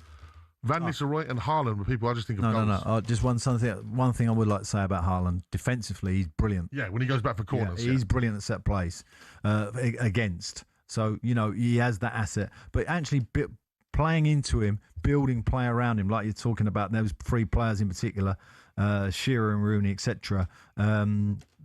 He doesn't really want to do that. It doesn't look like he wants to do that. It's almost like he's pulling away off the shoulder of a centre half, or he's looking to get down on the inside track, which he did yesterday on one of the goals. So, that is a real kind of single-mindedness that he has, and his record is just phenomenal, isn't it? I mean, you just can't see, other than a very, very serious injury, him stop this record just going on and on and on. Obviously, he's going to break a few records. So if Manchester City can keep him, he doesn't go to like a Real Madrid. Yeah, well, as Pep said, if anyone wants to go from Manchester City, they're welcome to go. But, they pay him a lot of money. They do. He's got massive contracts. Yeah, and I'm sure he's very, very happy in Manchester. Manchester City obviously taking on Southampton in the semi-finals, Pards. Manchester City must be favourites for the Cup, regardless of who the opposition is. Yeah, they are now. I think, particularly after the performance against Liverpool and the performance against Arsenal, those last 2 performances have been absolutely off the scale. And, Guy fitting in every game, he's going to get better. Semenyo is now making a great little finish, for yesterday. So, it's all coming together for Pep. Which it always seems to do happen towards the end of the season at Manchester City. But, they're in great shape. There's no doubt about that.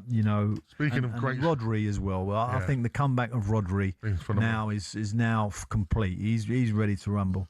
Speaking of great shape, Liverpool are not in great shape. No. It's ironic because this time last year they won the league. Yep. And now they're in a place where they've lost 15 matches across all competitions this season. The most defeats in a single season since 2014-15 when the Reds lost 18 matches under Brendan Rodgers. Some Liverpool fans left after an hour. And last April, Liverpool won the Premier League title. Now, Arne Slot, how much pressure is he under, seriously? Yeah, he's under serious pressure now because, this is... Has the credit run out? The league credit has run out. You won the league last year. Yeah, that's gone because... Done. Yeah. And I think... you have to assume that the magnitude of that football club and the success that they've had over the years, etc., brings its own pressure. We all know that. And the performances. I was just looking at the league table, and Aston Villa have got themselves a nice little cushion over Liverpool, 5 points, and 6 points over Chelsea. But that fifth place does look like it's going to be a Champions League position. So when I look at that, I think Villa might stay in that top four, which means that Liverpool and Chelsea have to battle it out for that fifth place. Wow, what a battle that's going to be. Two teams who really kind of show in different form, don't they? There's, I can't say I've seen Liverpool brilliant this year. There's been a couple of games where I thought, looking like it might come together. Not many. Chelsea are the same. They've had a few moments, but not lately. So that's going to be a hell of a run in. And who knows, there might be somebody else says something about that, particularly Everton, who I think are dark horses, 46 points. They're only 2 points behind Chelsea. Oh, wow. Let's talk about Van Dijk, because he's conceded more penalties this season than he did in his first 8 for Liverpool. And Arsenal legend, Premier League legend, Thierry Henry said, people are going to get emotional about this, but I don't care. Virgil van Dijk is living off a reputation he built years ago. Tonight exposed it. When Manchester City turned up the intensity, he didn't look like a leader. He looked like a liability. Now, if Van Dijk catches Henry, there's going to be words exchanged, I think. I don't think he's going to like that. What do you reckon? Henry's right? Well, I think Thierry Henry, when he does those summing up, and he obviously has all the attributes and the analysts around him to put together clips, and, you can look at it slightly. If you look at an angle, if you're looking for an angle, you can easily weigh it up like that and make it look and sound very, very true. What I would say is just a slight bit on the wording. Last year he was brilliant, Van Dijk. It was only last year. It wasn't like years ago. Last year he was brilliant. Thierry Henry is right on one thing. He definitely looks out of sorts. Him and Conte, the two, both of them have looked out of sorts all year for me. Conte has made some terrible mistakes and looked all at sea at times. And Van Dijk, at the moment, either is affected by that or he's affecting it. That one or the other. But certainly he's been far from his best. And the stat about the penalties, that just does not ring true, does it? Yeah. He's given more penalties away than 5 or 6 seasons before? 8 seasons. 8 seasons. Wow, that is an incredible stat. There's always been questions over Konate. A lot of people have always looked at him as the weaker of the two. And Van Dijk's always been put up there almost one of the Premier League But they were greats. brilliant last year. Last year they were brilliant. But this year's a different year. Yeah. And that thing about when you win this is the one they always say it's hard, the hardest thing is the year after, because you have you got the same motivation, have you got the same love, got the same passion. You only need it to drop a couple of percentages. The great Bill Shankly said the greatest attribute any footballer can have is enthusiasm. Yeah. And if that enthusiasm isn't quite the same, then you are not the same player. 100%. That is a problem at Liverpool at the moment. It's a big one this week, live on talkSPORT, 8 o'clock Wednesday. Paris Saint-Germain. What a game. Liverpool, Champions League quarter-final. Can't wait for that. And, Paris Saint-Germain have got the best 2 wide players, in my opinion, in terms of everything that they do of any team. And Liverpool's fullbacks have been a problem as well this year. Yeah. So that is a real worry. That, of course, presented by Adrian Durham, commentary from Jim Proudfoot and former captain of England, Stuart Pearce. And Liverpool legend Steven Gerrard joins the talkSPORT Breakfast Show. Well, that'd be good. On Tuesday morning. Just a quick word from me before we part to the Transit We can't be over. Already. We've got another hour and a half, haven't we lost an hour and a half to the wonderful FA Cup.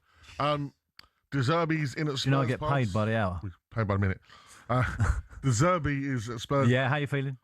I wasn't for him. I didn't want him in. I thought you wanted a Spurs person? I wanted something Spursy and DNA and all that. No, that is a Spurs. I think he feels like a volatile character, etc. And I said he's the right man, but at the wrong time. Because I feel he's like someone that wants to strip down a team and build it how he wants in his way. And if he argues with people, he doesn't take any nonsense. But I've seen him speak, and there's that point of the year where we need to get behind whoever's in charge. And you know what? So. De Zerbi knows the league. So when he's coming up against teams, he knows how they play and how they set up. And, listen, if my mate Sandro tells me it's good, then it's good. Because he was captain for De Zerbi in Italy, Sandro was. Okay. So he's got lots of positive things to say about him. And you are away At Sunderland. Is Away that right? stadium like that is his intro for Spurs away at Sunderland. I Which mean, the atmosphere, will be absolutely rocking for Sunderland. But it's a winnable game. In my opinion, it is indeed. Pards, I mentioned that Friday night I produced a show at the O2 Arena. Yes, the Garage Nation at the O2 Garage Nation, the concert. Would you like to see a little bit of it? Yes, I would. Come on, I believe we've got it ready. Oh. London! 1, 2, 1, 2, 3,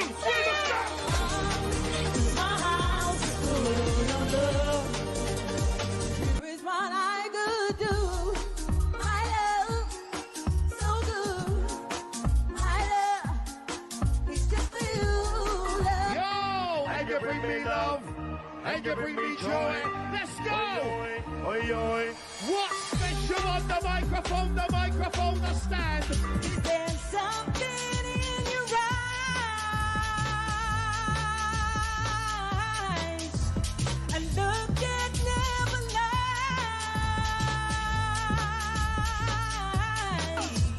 Oh, I bring you flowers. Put 'em on, put 'em on, put 'em on, put 'em on, put 'em on.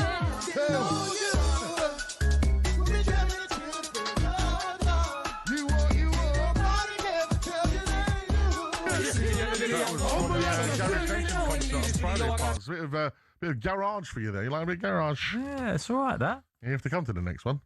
I don't know. I'm not sure about the gear. I wouldn't be able to come dressed like this. You would could. I? You look Yeah, all smart. right. Yeah, Okay. absolutely. Get in the box. Get myself a hoodie or something. Adidas top. So if you are listening, you was there on Friday. It was brilliant. And let's hope we can get to do another one.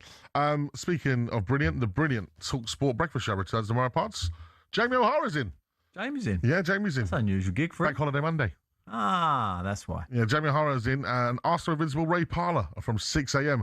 Don't forget that talkSPORT is your home of the EFL. We have another huge round of fixtures on Easter Monday. I see Jason's had a little bit of work done, hasn't he? He's had a bit of work. Yeah. If it works, I might go over myself. Well, I got a connection. Oh, I like it. Including Ipswich against Birmingham, Coventry looking to take another step closer to the Premier League against Hull. And the Champions League returns in the midweek with Liverpool and Arsenal both in action. To hear all of our live games, just download the talkSPORT app. We're going to be back next Sunday from 6:30. Spurs could be in the bottom 3 next week when we're back on air. I shall look forward to it immensely. Just because you haven't got your legacy number. Come on, West Ham, Friday night. Until then, it's a very happy Easter from me. And from me, Madge, and him, Pards. It's a very good night.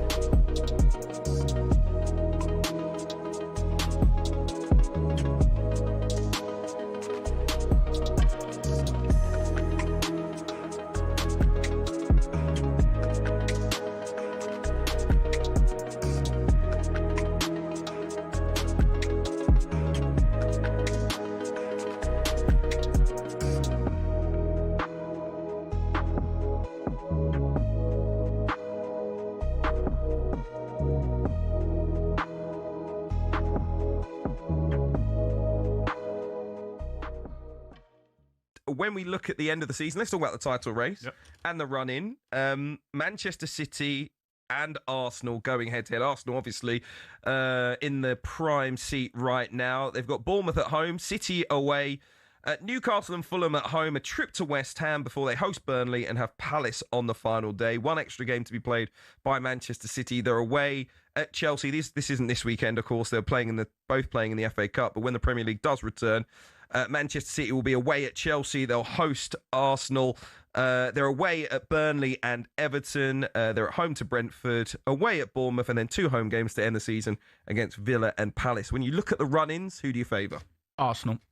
I think they've got a better run-in, and from Arsenal's point of view, if they can't get that done, I'll be shocked. Yeah. I'll be shocked. I think they've been brilliant all season in terms of the way they've managed games, the way they've won games. Going back to that, they've just won games. They haven't been brilliant on the eye at times. Who cares in their camp? Who cares in that dressing room? Just get it done. And now when I'm looking at the run-in, that is a favourable run-in for Arsenal. They've got the man.